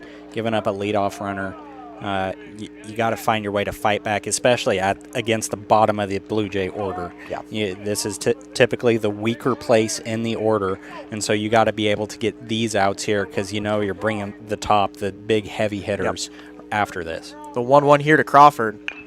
Hit off the end of the bat. Weird hop. Third baseman's going to have to make a tough play, and does. A great play there by Morgan. Does advance Kaiser to second base, so, I mean, not a completely wasted at-bat. That does get the second out there. So we'll bring up the top of the order, Easton Norris, who has reached base all 3 times with 2 walks and a hit by pitch. Trying to make it 4. Norris coming up in a semi-big spot. Blue Jays still up 5, but they need to add some more. The Panthers have scored 4 unanswered, so trying to regain the lead they had. The 0-0 misses down in the dirt. We're seeing a lot of first pitch off speed from Woodard here. Yeah, and it has been working for him, and it has gotten him ahead in the count early when he's been able to locate that. But that one down in the dirt, 4-1. 1-0 here to Norris. Hit into the gap. It's going to be a kind of a weird single, but the infield shifted over. Easton Norris taking advantage of the shift. Hits it right where the shortstop would be playing. That would be probably the shortstop would be able to catch that, but he's basically playing behind second base, and I mean, that's the risk you play when playing the shift. Yeah, I mean, going opposite side, a lefty hitter going out to left field. So, I mean, great job there by playing against the shift, and it pays off. Gets Kaiser over to third. So we have runners on the corner here for Zepeda. Zepeda looking to do some damage here and get the Blue Jays back on the board after getting blanked in the last inning. So Blue Jays are up 10-4 here. Kaiser did score on that RBI single. Zepeda is 0 for 1. I didn't even see Kaiser score. He's too quick. He had a fly out to right field, but also has a walk and hit by pitch.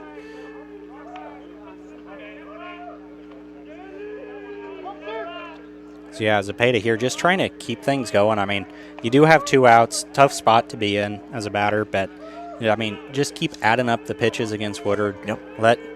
Find a way on base and let the next guy come up and do the same thing, and just keep stacking those that's walks, what it is. It's those singles, those hit keep by the pitches. line, keep the line moving. And again, don't have to hit home runs. We haven't hit any today. It's all been singles or doubles or walks or hit by pitches. Is where you have a pitch watch malfunction here, trying to get that sorted out. I mean, if the catcher has pitch watch malfunctions, that's more of a problem than some of the fielders having that. So as we get that replaced, but he needs to know the signs more than anyone. Yeah, the guy receiving the ball definitely needs to know what pitch he's trying to take, especially with the movement that Woodard has had today on some of his off-speed pitches. I mean, you got to be able to know where that thing's coming at you, or it's going to get by. And over here, Norris is definitely going to take advantage of that and get a couple free bases out of it. That one misses high, so the count is 2-0. Here to Zepeda, a Blue Jays third baseman today, trying to get his first hit of the ball game and reach base for the 3rd time. The 2-0. Hit over the second baseman for a base hit. Norris is going to go to third, and he's going to be waved home. Norris is going to try to score. It does. Yeah, it looked like the right fielder there just bobbled the ball a little bit, and Jones, an aggressive over there call. At third base, I mean, sees the little bobble, and Norris has the speed. He trusts him, sends him home, and so, I mean, you hear Zepeda's hit right here. I mean, just a great job of locating that ball, giving what the pitcher's giving you, and taking it out there into right center for a nice RBI single. And Coach Jones being aggressive there, knows the speed of Norris, and we haven't seen the greatest of arms from the York outfield. It's been a lot to the cut. We haven't seen a whole lot. As this Calder hits one to right field, the right fielder at the track and looks at it fly by him. A 2-run home run. Blue Jay bash, baby. Kaboom! A 2-run home run for Eric Calder, his 4th of the year. Gets this Blue Jay lead back up to 9. 13-4. And boy, look at this. I mean, just absolutely destroys it. I mean, hits it right on the barrel. And I mean, you could see as soon as it went off, both fielders knew. Right fielder gave his pitcher a little courtesy trot out there to the warning track, but center fielder didn't even touch it. He knew it was gone immediately. And we'll bring up Jared Mack, who will look to keep this Blue Jay party going. And that's what good at-bats do for you. They give you that confidence that you can do anything, and it allows the pitcher.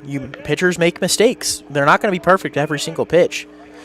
And if you can find those mistakes, Calder found one and hit it a long ways. The 1-0 Jared misses upstairs for ball 2. No one warming up in the York bullpen. They're going to let Woodard take this one. Yeah, which is really surprising because, I mean, especially with the series on the line, you'd think they'd and they have scored a little bit, as Mack will loop this one over into shallow left for a single.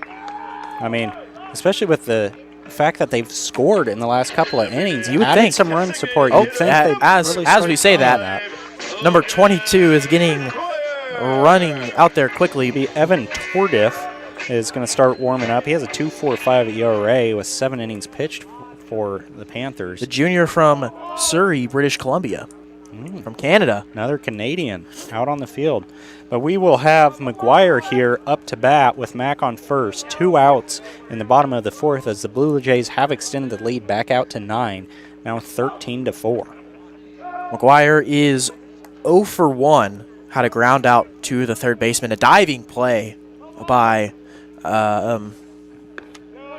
Morgan, yes, yep. Morgan at third base. That one really good play. Away for drawing the count even 1-1. Yeah. And had a sac fly that drove in a run and had a walk also. So it's been a productive day for McGuire. Not doing it on the bump today, but he's doing it with the bat. Yeah, I mean, has only reached base 1 of the 3 times, but gotten unlucky on another one. But been productive, does have an RBI in there. So, I mean, just doing what he needs to do in that DH spot and get bases moving, getting runners moving around the bases. Yep. The 1-2 here to McGuire. Mack does go. The pitch is in the dirt. He's going to be able to go up standing. That one wasn't even in the dirt, Apple. That was in the grass. That was in your grass. Yeah, I mean, that was about 10 feet shy of home plate, bouncing off the grass. And that's a hop your catcher's not going to get used to. And that may have been due to Jared taking. He had a really good jump there. Maybe he caught it and he heard the runner. Yep. Because that's what the infielder is supposed to do, yell runner when there's a runner taking off. Kind of scared him a little bit, trying to rush it home a little bit, and it didn't work out there. But a good foul off by McGuire, keeping this at bat alive at 2-2. Yeah, McGuire now has a runner in scoring position thanks to that stolen base by Mack. So anything out in the outfield has a chance to get another Blue Jay run up on the board, as he will swing and end the inning with a swinging strikeout. But the Blue Jays do damage that they needed to do, get this lead back out to 9, be 13-4 going into the top of the 5th. We'll have Beckman back on the mound after this. 1 man left on base. Your score, Tabor College 13, York University 4.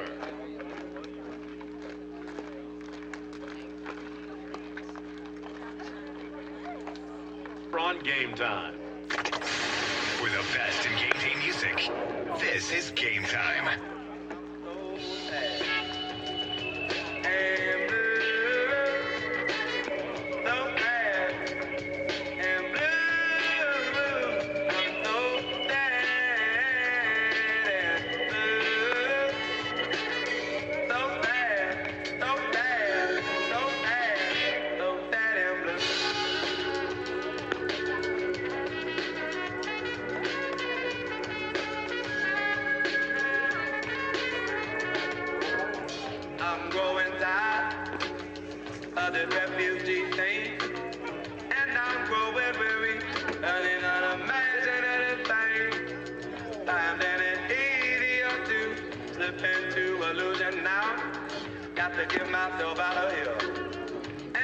We are back here for the top of the 5th. Beckman back on the mound, has looked very good.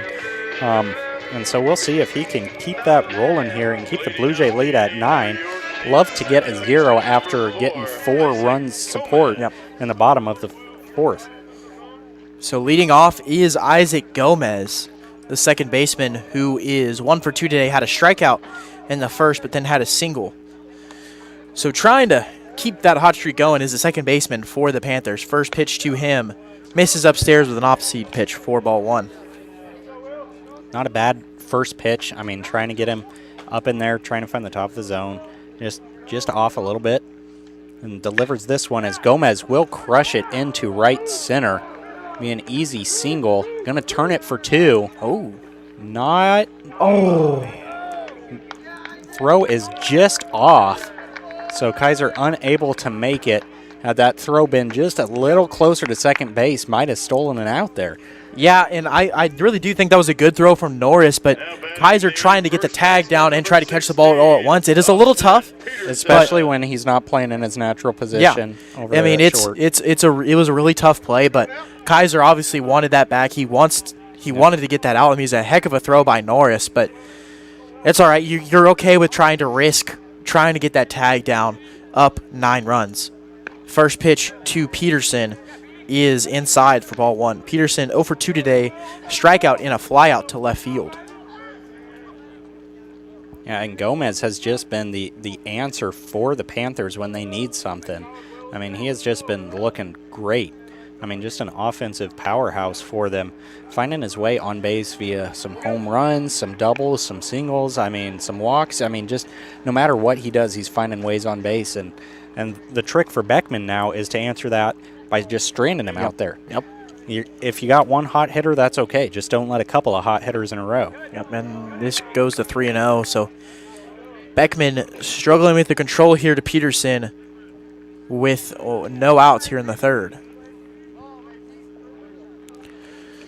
Beckman will get the call. Eyes down Gomez over at second base and delivers the pitch down in the dirt, so will be a 4-pitch walk.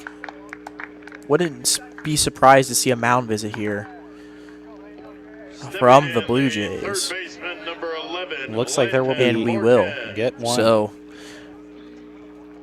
it's not surprised the young freshman struggling just a little bit in these last 3 innings. Let the leadoff double and then walked the guy and 4 straight pitches. And Morgan is 0 for 2 today, but this isn't a guy that you want to take lightly either.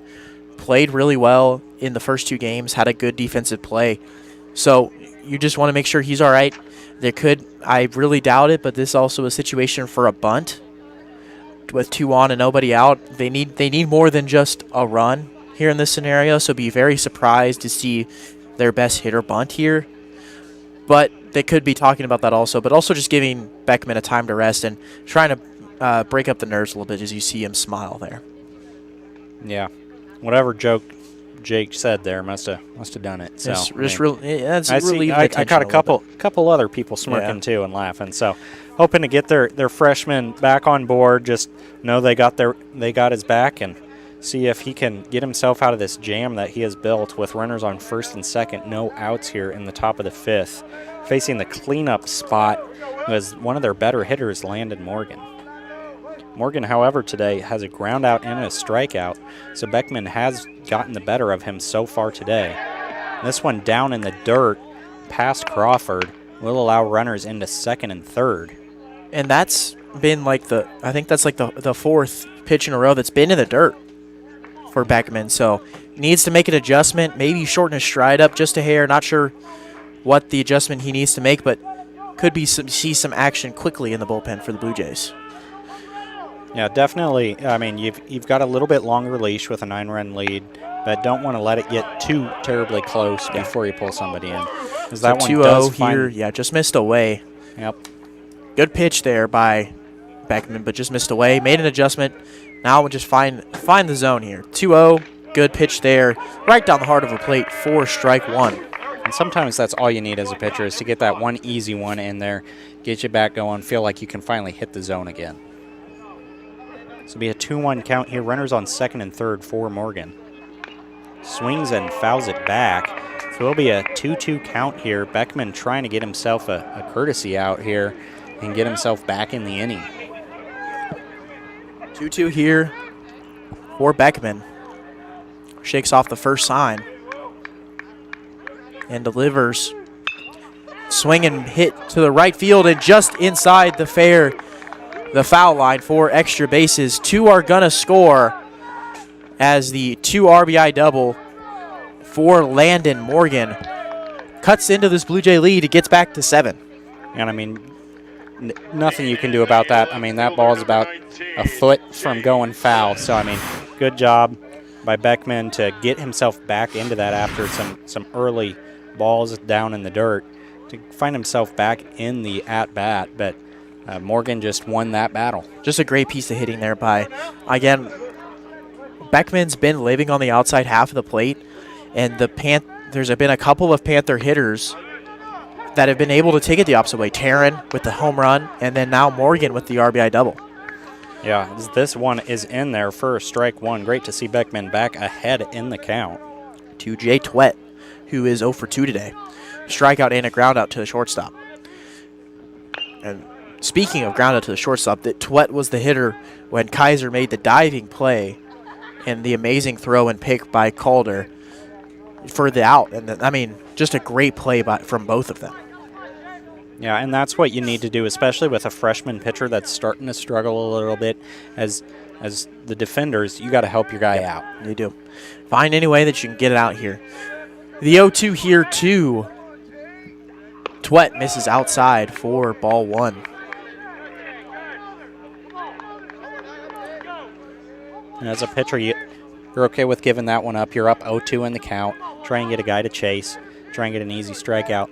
With this one down in there in the dirt, Crawford comes out trying to make sure that Morgan's not going anywhere on a wild pitch here. So Beckman now in a 2-2 count against Twett. Runner on second base, still no outs here in the top of the 5th. This one grounded over to short. Kaiser will eye down and get it over to first base for the first out. Does a great job there of eyeing down Morgan, making sure he doesn't advance, and gets it over to Calder at first for the first out of the inning. And that's a great internal clock by Kaiser, knowing his arm strength, knowing how long he can look the runner at second base, Morgan, down, and still be able to throw out Twett by a step. Next up is the catcher, Sam Hoadley. Hoadley is 0 for 1, reached on an error from Zepeda, his last plate appearance, and also walked. Beckman gets that first ball in there for a strike, so doing a good job of getting himself back ahead in the counts. The 0-1 here. Grounded in between the first baseman and second baseman. Schieffer has it, and that's a scary guy to try and run on, and they wisely hold him on third. Hoadley does his job, finds a way on base, and moves runners around. We'll bring in the courtesy runner again, Insenmeyer. So Aiden Northchild will be the DH coming up next. Did have a double in his last at-bat, so seeing if he can get another extra base knock and keep cutting into that Blue Jay lead. First pitch to Northchild. Swing, uncomfortable swing. Zepeda to second for 1. Going to be a tough play. Not in time for 2.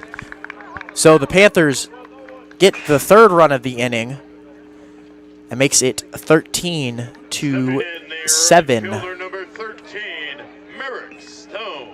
So Northchild does his job, gets a run home as Zade Flynn warming up in the Blue Jay bullpen. Thank you for our camera crew getting to letting us know who's warming up down there. First pitch. That one fouled back by Merrick. So will be an 0-1 count here. Beckman trying to get this crucial third out and keep the Blue Jay lead at 6 here in the top of the 5th. And the Panthers also have a lefty working in their pen. So going down in the dirt, but Crawford eats it on the chest plate. Keeps it in front of him. The 1-1 count here now for Merrick Stone, who has hit well today with 2 singles and an RBI. The 1-1 Stone misses upstairs for ball 2.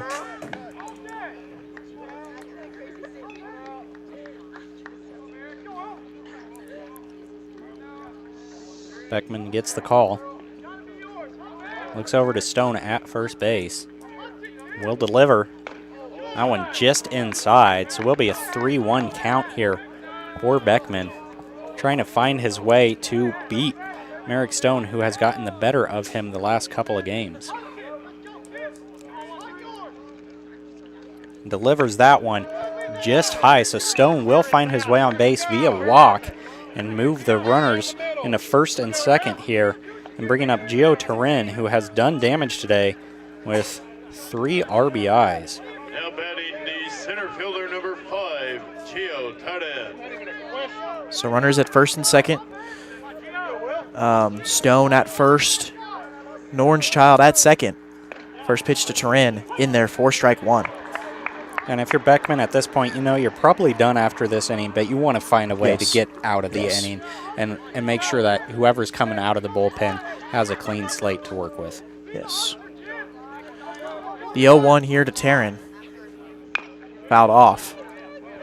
So count runs 0-2 to the 9 hole for the Panthers. Panthers trying to cut into this lead more, trying to get it to 6 or less than 6. It's already at 6. So 2 outs here. Beckman trying to finish his day off here. The 0-2. Gets him looking for strike 3. And if that is it for him today, that will be the 6th strikeout to 3 walks. I mean, just a great pitch here. Look at that vertical movement there. up at his face and ends at his belt. So, great job by Beckman so far today. If that is it, he had a great outing. Left a couple out there, so it did allow York to score 7, but it still maintained the Blue Jay lead. So we will have a Blue Jay bat coming back up here in the bottom of the 5th as they will face a new pitcher for York, number 22. Number 22, Evan Tordiff. So we will see how Tordiff fares against the Blue Jay bats in the bottom of the 5th. See you then. The left-handed junior number 22, Evan Tordiff.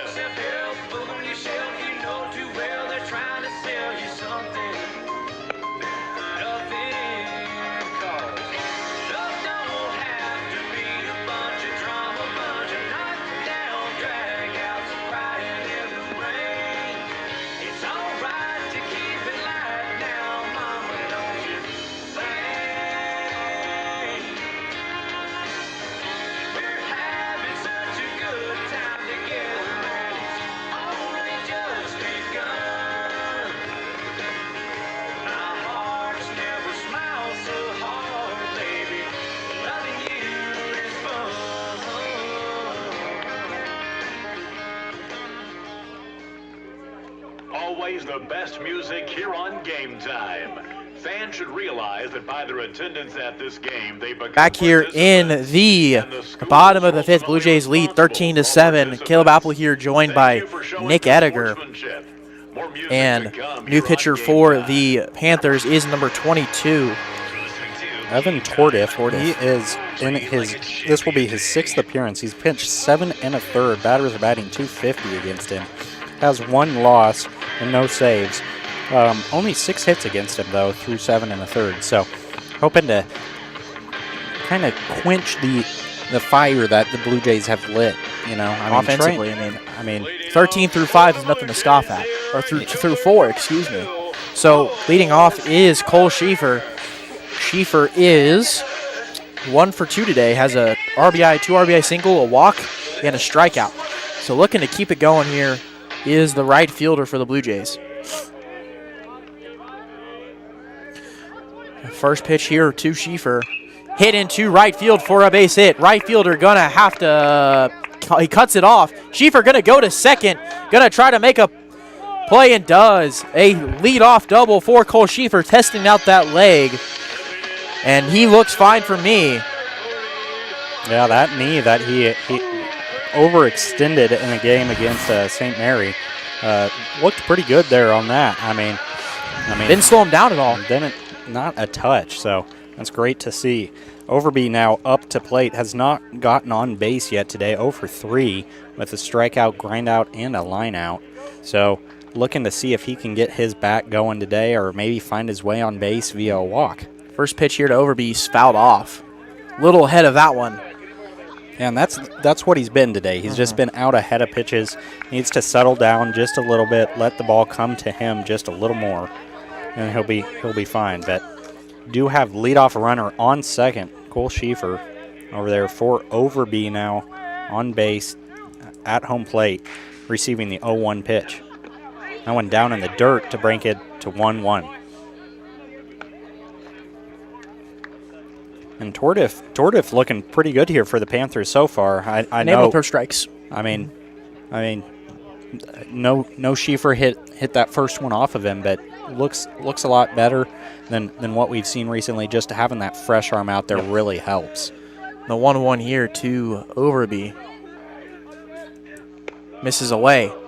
So 2-1 here to the left fielder for the Blue Jays. Trying to get his reach base for the first time today. Trying to get on base in front of the red hot Jack Kaiser. The 2-1 misses down, so the count runs to 3-1. Off-speed pitch did not reach the zone, a little short. So 3-1 here. And if you're casing, you've been struggling a little bit at the. I think you just see this one in. Unless it's legitimately in there's one single spot that you're picking. And if it's in that spot, you're swinging. But any other place, 3 feet in front of you, the plate, as this one gets away. And Schieffer is going to advance on the walk. I mean, just great base absolute running there. Speed there. So able to find his way to third base, get 90 feet from Adam to the Blue Jay lead. At Overby finding his way on base for the first time today, which is hopefully get him out of this little slump. But as you mentioned before, brings up the red-hot Kaiser, who is hit by pitch, single, and a double, and reached base all 5 at-bats in Game 2 yesterday. And again, in his last 8 at-bats, he hasn't not got on base. So try to keep it going here. First pitch in the dirt. Catcher will keep it out in front of him. Kaysen will not go. Tordif it's struggling to find the zone. Been short. Hasn't reached the plate in the last 4 pitches. And if you're Overby, you gotta watch that and see if you can snag into scoring position, or maybe force a throwdown, which would allow Schieffer to potentially score and add to the lead. A 1-0 here to Kaiser. Misses in the dirt once again. Good pick there by the catcher. Hoadley makes the count 2-0. That was a little first baseman-esque. From Hoadley there. Great pick. Yeah, and I mean, if you are Tardif, you got to be careful against Kaiser, who has been hot. You can't leave it high, and so that's why you're seeing him down in the dirt. 2-0. Misses low again. So 3-0 here to Kaiser. 1 pitch away from loading the bases for Ethan Crawford. Let's go 9 for 9 here. Yeah. Get back on base 9 times in a row, Kaiser. See if we can do it. The 3-0. Misses away, 4-4. He will do so it. Kaiser has reached base his last 9 plate appearances and brings up Ethan Crawford, the catcher. So bases loaded, no outs for Crawford, who's 2 for 3 today with 2 RBI singles. We'll get a player's timeout, so catcher wants to talk to Tardif here, just get him settled down, and this is a guy you got to try and take advantage of in the 9 spot. Whoever is in the 9 spot, you got to try and take advantage of. But, I mean, Crawford has looked good as well today. I mean, 2 singles, got 3 RBIs behind him today. So, I mean, Crawford's bat is looking good today as well. I'm going to see if he can get Kaiser and Overby moving around the bases a little more. Yep, good speed on all the bases. Good smart base runners, all 2. Schieffer at third, Overby at second, Kaiser at first here. No outs. Crawford trying to bring him in. First pitch to Crawford. Good pitch there. Looks like a changeup in there for strike 1.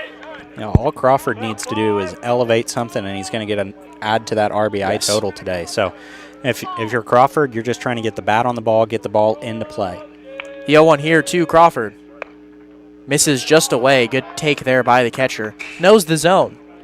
He should know the zone. Yeah. As the guy sitting behind home plate receiving it, he should know the zone better than anyone. And it looks like the umpire today hasn't been really been giving that outside strike. So if you know it's outside, you don't really need to swing at it. That one misses low, so 2-1 here to Crawford. Crawford reaches base, drives in a run, no matter what. As Tardif will deliver the 2-1. That one does find the zone, so it's now even for Crawford.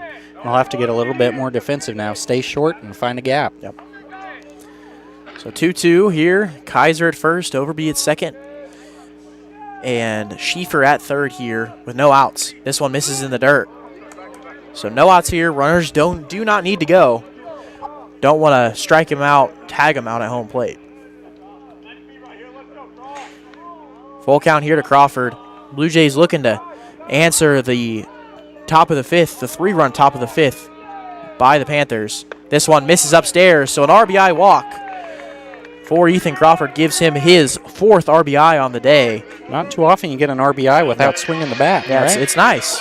Yeah. And we'll bring back the top of the lineup here, Easton Norris, who has singled 2 walks and a hit by pitch. Copper, of course, will come in for Crawford. A great speedy freshman there as a courtesy runner. But Norris has reached base all 4 at-bats as well. So see if he can keep it rolling and keep cutting into that lead that they've got. The first pitch misses inside for ball 1. Norris has reached base every single time, and he's played really good so far this weekend.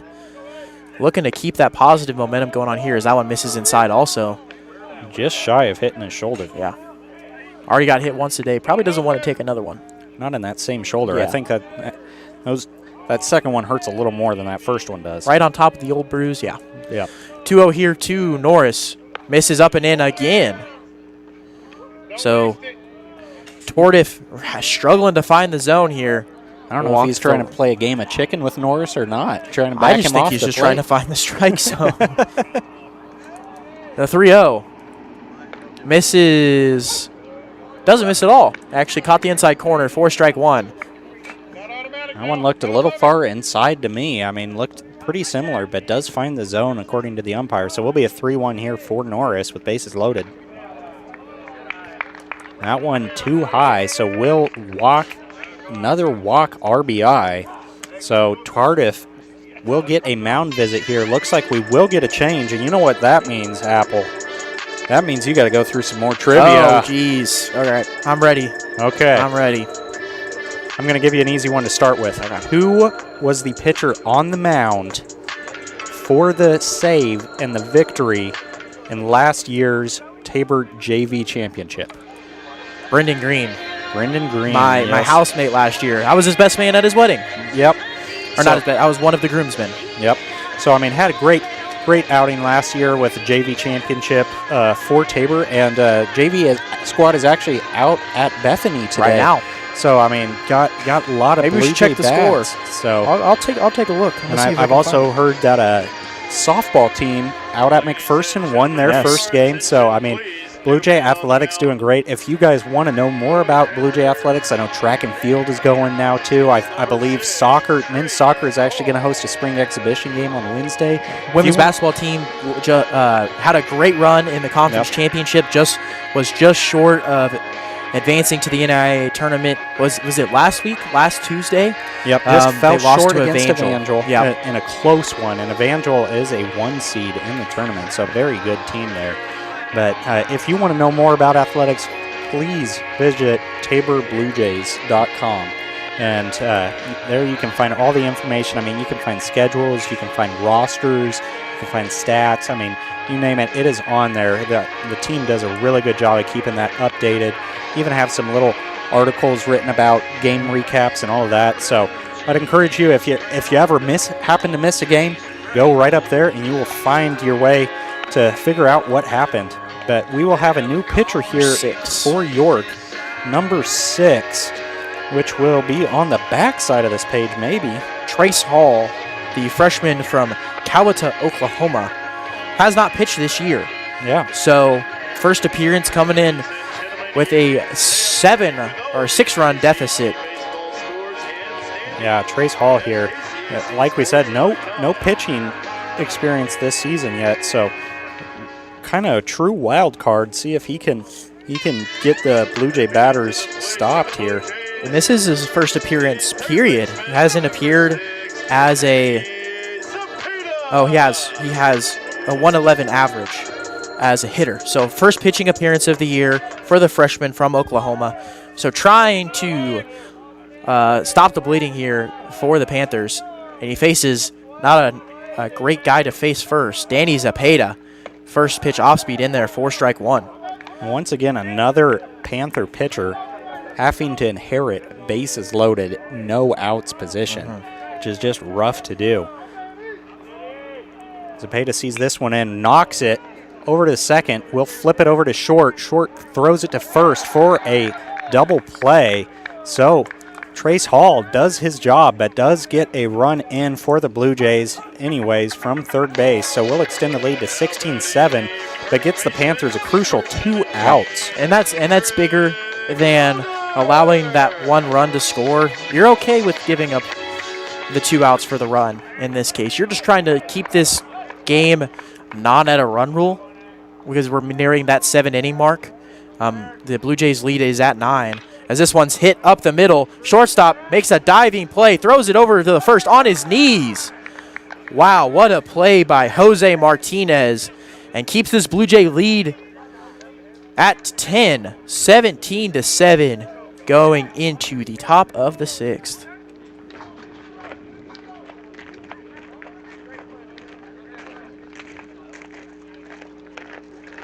After the bottom of the 5th inning, 3 runs, 1 hit, no errors, 1 man left on base. Your score, Tabor College 16, York University 7. Ladies and gentlemen, your attention please. New man on the mound for the Blue Jays is the senior number 36, Zade Flynn.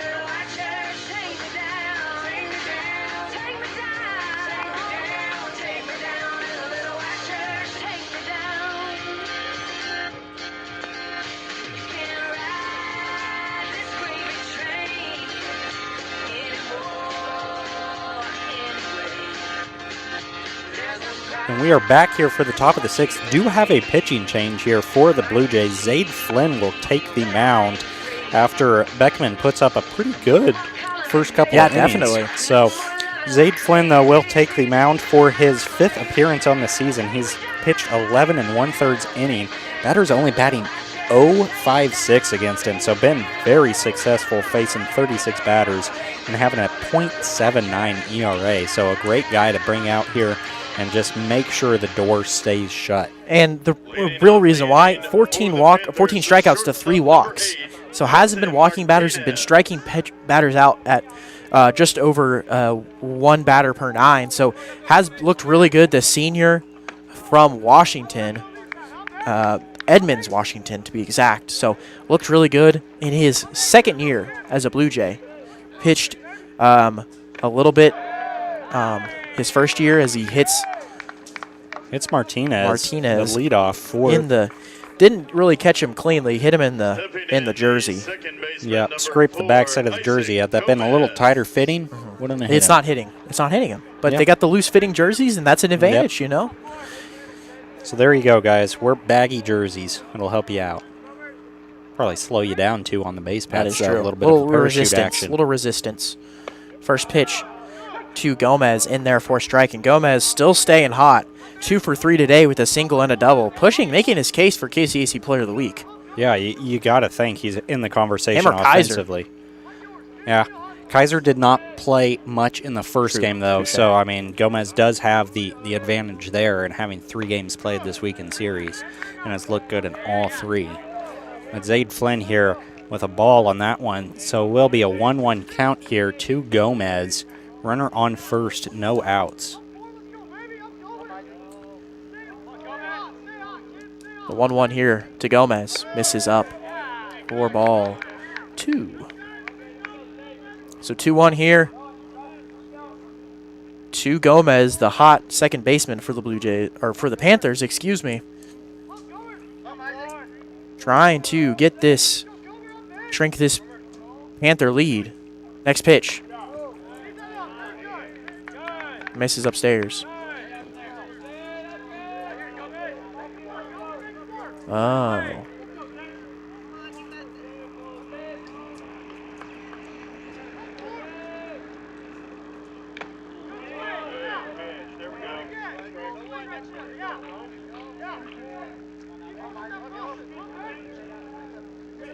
So it is full count here to Gomez. Full count here to Gomez. He's had one heck of a series. Trying to get another on base here. As this one is a swing and a miss. So Flynn gets his first strikeout. And Gomez, his second strikeout of the day. The only time we're able to get him out is on strikeouts. I mean, good job there by Flynn. Able to find a way to get Gomez out, who has been the hot hand for the Panthers. Next up is Austin Peterson, the first baseman. 0 for 2 today. Strikeout, flyout, and a walk as this one hits his foot. Now, just got word from the SID here at Tabor, Nate Howard. The argument today doesn't help Gomez out at all, sadly. So, I mean, I guess that makes sense. Today is Monday. Yep. So But start of the week. You would think. Had a good weekend series. Yes. But so to your credit, Kaiser is definitely in the conversation. Yeah, for next now. week. Yep. For next week, you know. He's looked good. So 1-1 here to Peterson. I think if it gets delayed to Monday, maybe they. Yep. Turns out the voting is turned in Sunday night. So today's bats and arms will both count towards next week's pitcher and offensive player of the week. So that one is a flyout to Norris in center field. Retires Peterson and brings up Landon Morgan, who's 1 for 3 today with a 2 RBI double. His last plate appearance.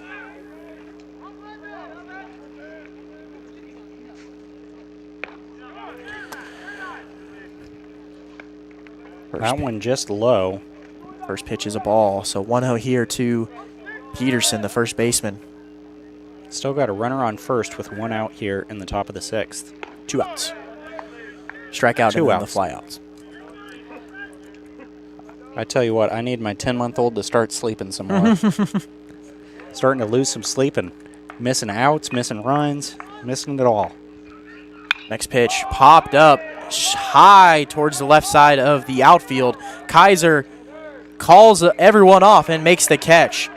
A nice play by Kaiser to end the inning. And Flynn gets a scoreless top of the 6th in his first inning of relief. Blue Jays lead 16-7. Your score, Tabor College 16, York University 7.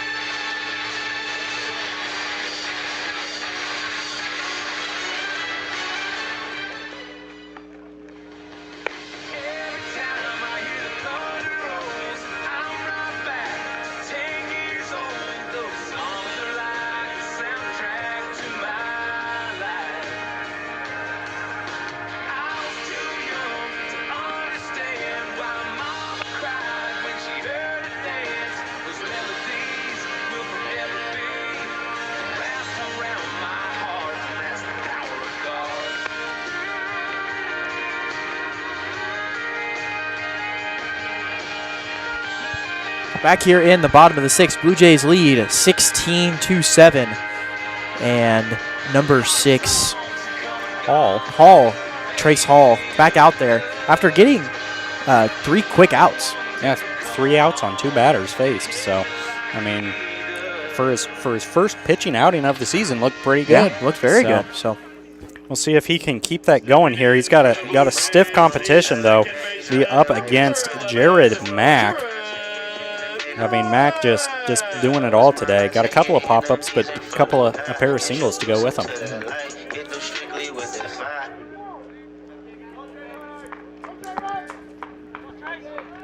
first pitch here to Mack is missed outside for ball 1.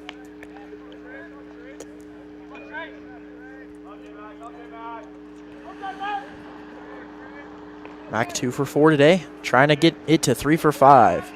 Next pitch in there for strike 1. So County is even at 1-1 here.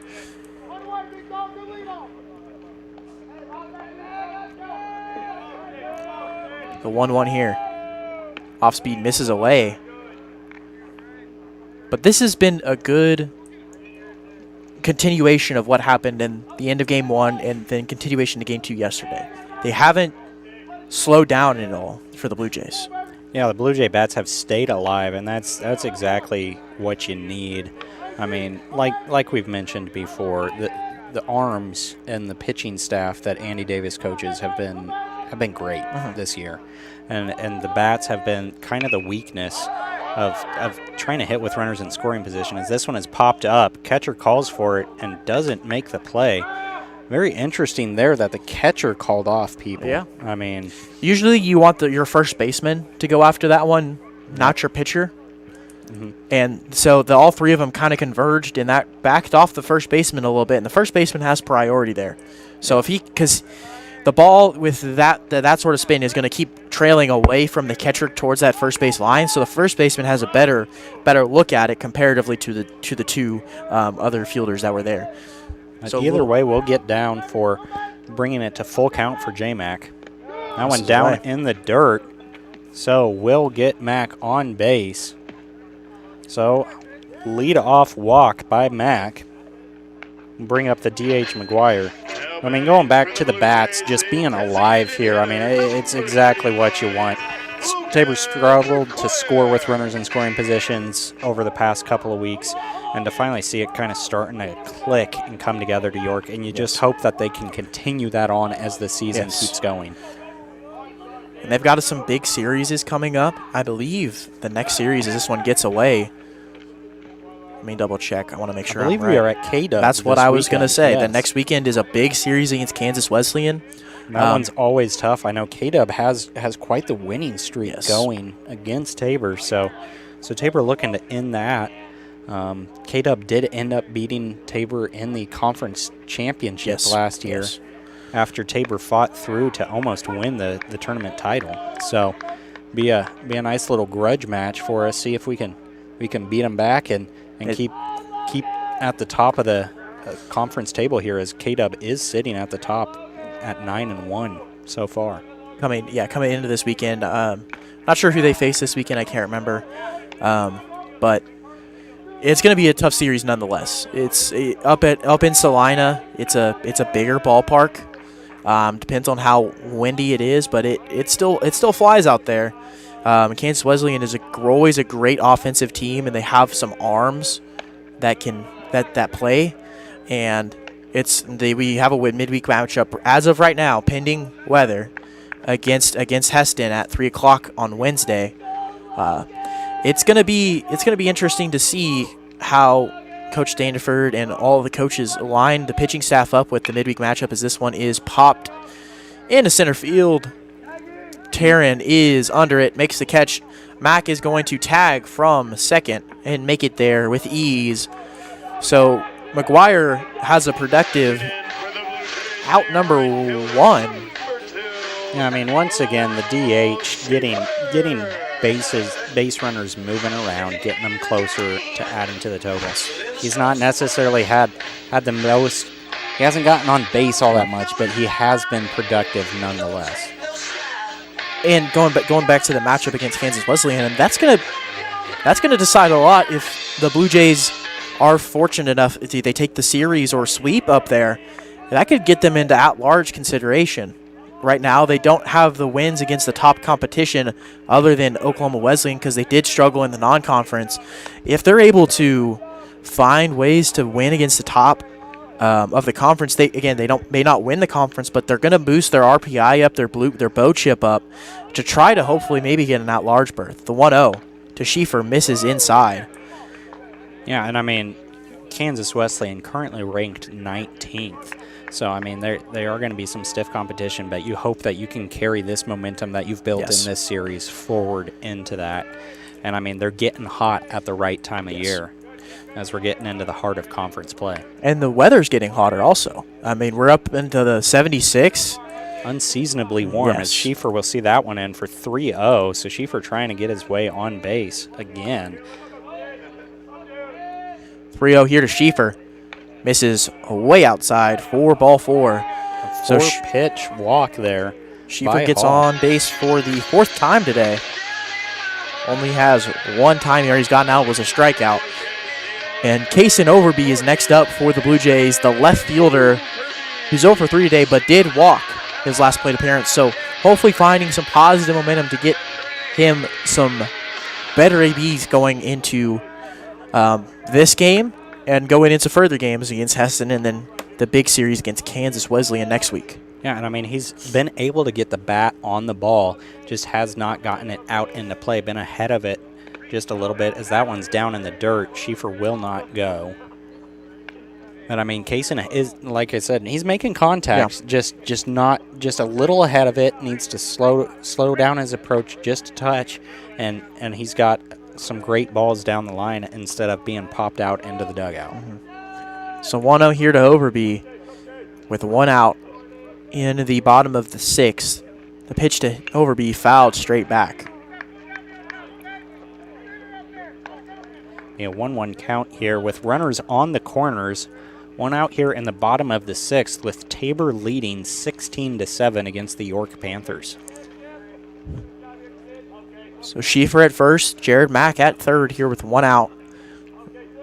Probably won't see Schieffer go here. The 1-1 catches the zone. So 1-2 count here to Overby, trying to get on base for the 2nd time today. Keep this bottom of the 6th going for the Blue Jays.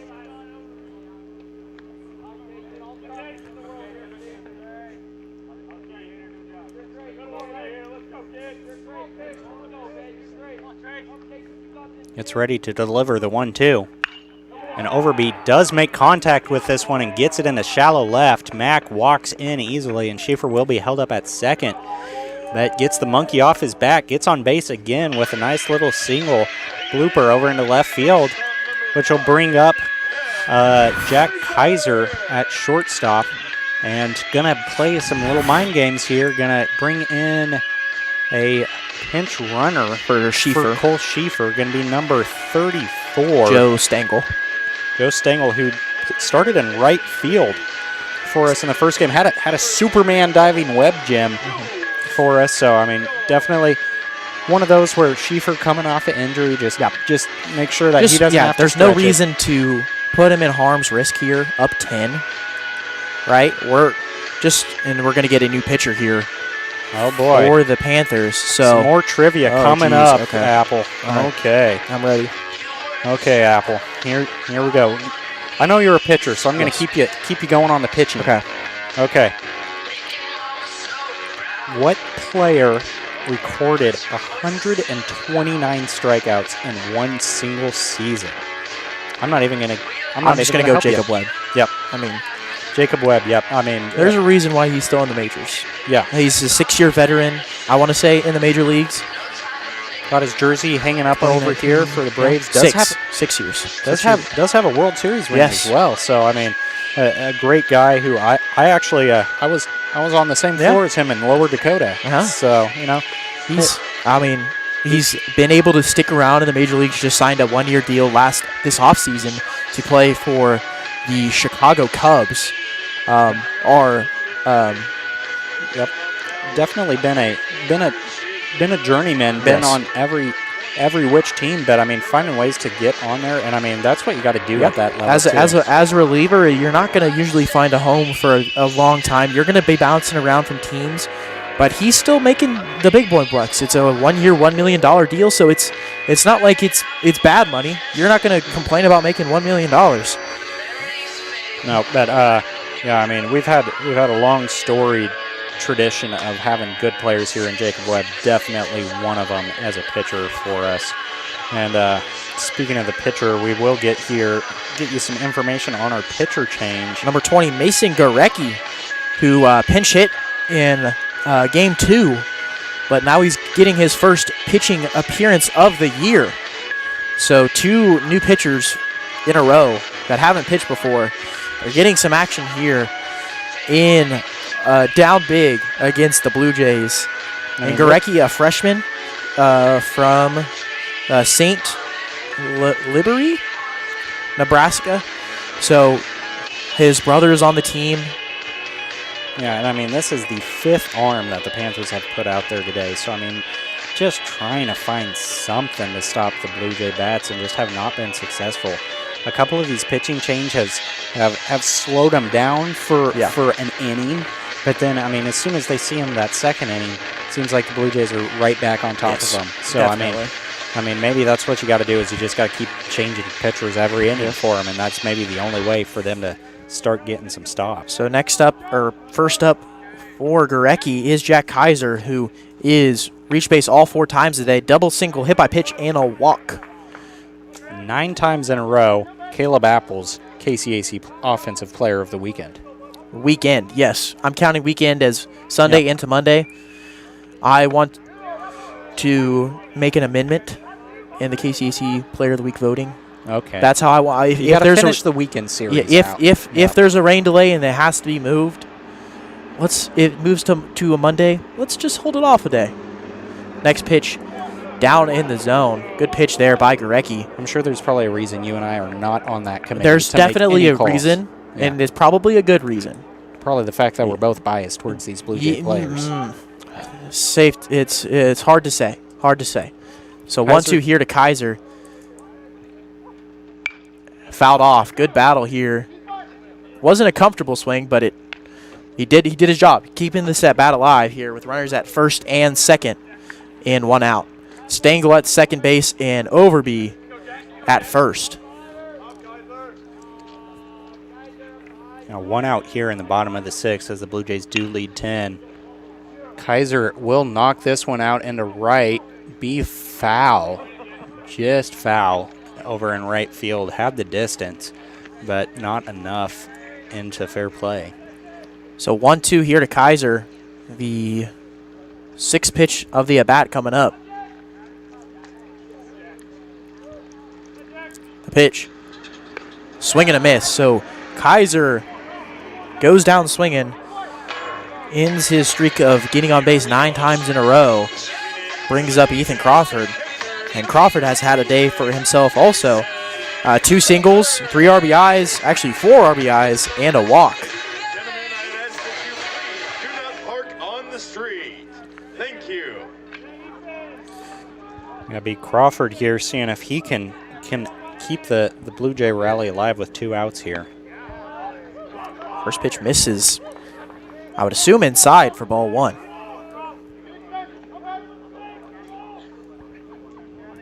So 1-0 here to Crawford. 2 outs in the bottom of the 6th. This one fouled off. Crawford trying to get his 3rd hit of the ball game.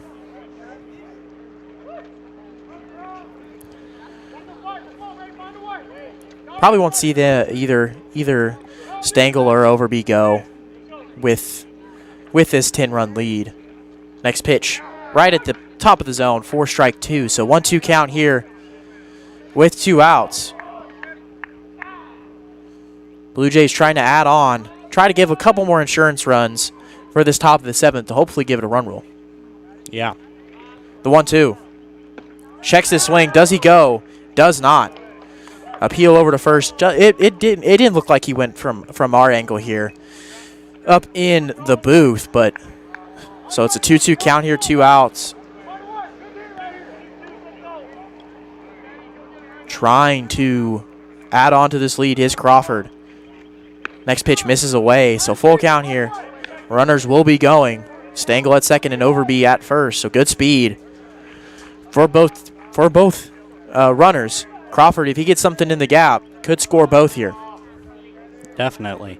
So we'll see a payoff pitch here coming up with full count, 2 outs in the bottom of the 6th. That one will get him looking, ending the inning. So Gurecki finds his way out of it, but the Blue Jay lead remains at 10 here after 6. Scored 1. Yep. It was at 9. We're at 10. So it's 17-7. Have a chance for a run rule if Flynn can get a 0 here in the top of the 7th. We'll be back. 7 in favor of Tabor.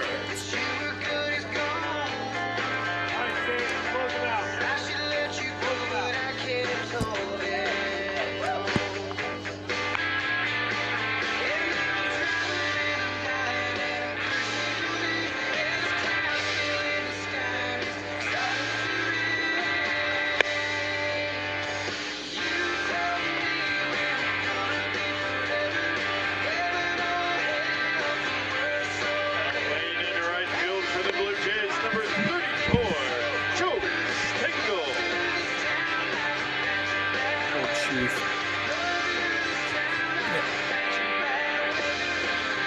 So we do have a substitution here. Defensive shift here. I mean, keeping Schieffer out of the game here. Just let him rest, get some more time on base. I mean, you are up 10, so Stengel will stay in the game over there. No reason to get him injured. No reason to get him hurt anymore. Flynn back out for his second inning. Everyone else staying the same defensively. Trying to get this game over with, and 3 more outs are the Blue Jays. So leading off is number 15. Leading off the inning for the Panthers, the left fielder, number 19. 19. Jay Twett. Sorry. Twett. Yep. My bad. These jerseys are very difficult to see that number on the front, for sure. Zaid Flynn here trying to get a quick 1-2-3 and get Blue Jays home. Because it is just an outline. I like the York jerseys, the royal blue that they wore yesterday. It was very easy to see the numbers, but with these black jerseys, it's just an outline of white. So it's kind of tough to see the jersey numbers at times, especially on the front of their jerseys. It's a little tough to see. So 2-0 here to Flynn, from Flynn to Twett, who is 0 for 3 today. Misses upstairs, 4-3, so 3-0 count here to the left fielder for the Panthers. Yeah, and definitely not what Flynn wants to do here. He'd like to just shut the door, close it, and go home. Yep. I mean, does not want to give the Panthers any sense of life, and that will be a 4-pitch walk there for Flynn against Twett. And it will bring up another hot hitter on the day, Sam Hodley, who has reached all 3 times with a walk and 2 singles.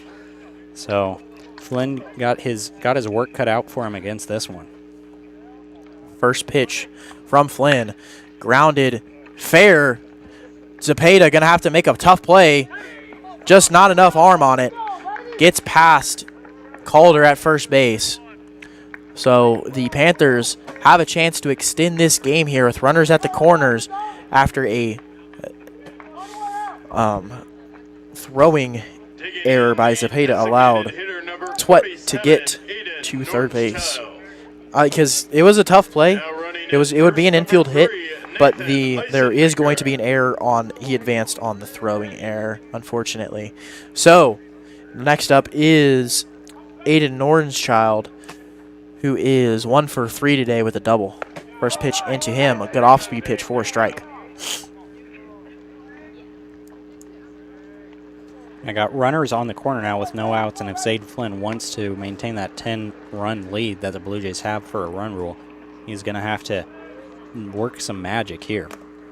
Next pitch, fouled off. So 0-2 count here to Nornschild.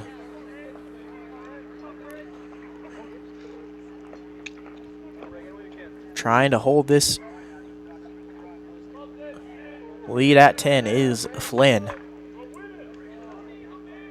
0-2 count coming up. Swings it by him, and that's what he needed right there. Get a 3-pitch strikeout there for him against Northschild. Bring up Merrick Stone, who has had himself a day as well. Single, and a walk. So see if Flynn can just keep chucking away.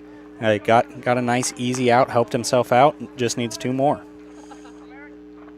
First pitch here to Stone. Just misses. Had Stone ducking on that curveball. Good pitch there, but just misses inside. This counts 1-0.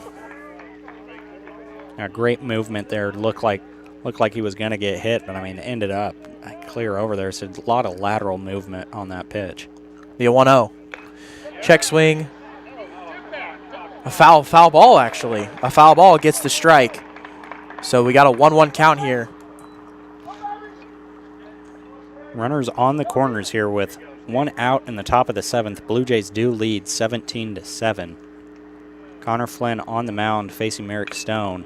It's another foul back, so will be 1-2 count here. Looking to see if he can get himself another strikeout here. Yep. Zaid, this would be a big strikeout number 2. Would allow the opportunity of just having a ground out, being ground out or a fly out, ending this game, or maybe just a double play to end the game too. We're not picky. No, double play would be great. The 1-2. Checks his swing. Appeal over to first. Does not go. So 2-2 here. Runners at the corners.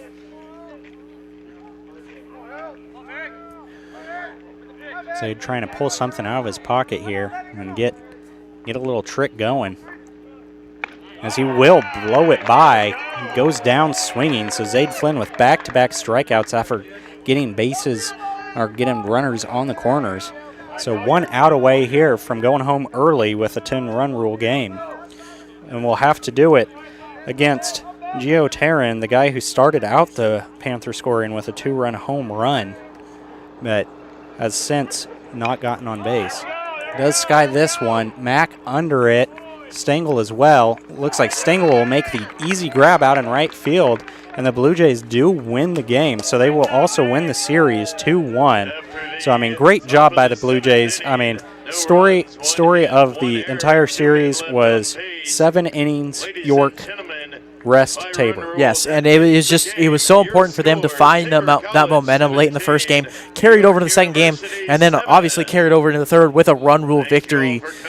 Playing 14 innings in the 2 days is nice. You don't have to play that extra 2 that you usually would. So being able to get a series victory after losing the first one in a tough fashion is important, and getting that momentum into a big 4-game stretch this week. Yeah, and I mean, also having that shortened game is going to help out your bullpen, your arms. I mean, because we do have a quick turnaround here, as we will see you guys on Wednesday against Heston College, a non-conference game at 3 o'clock. So we will see you guys back then. Hope you all have a great rest of your week. We'll see you guys on Wednesday.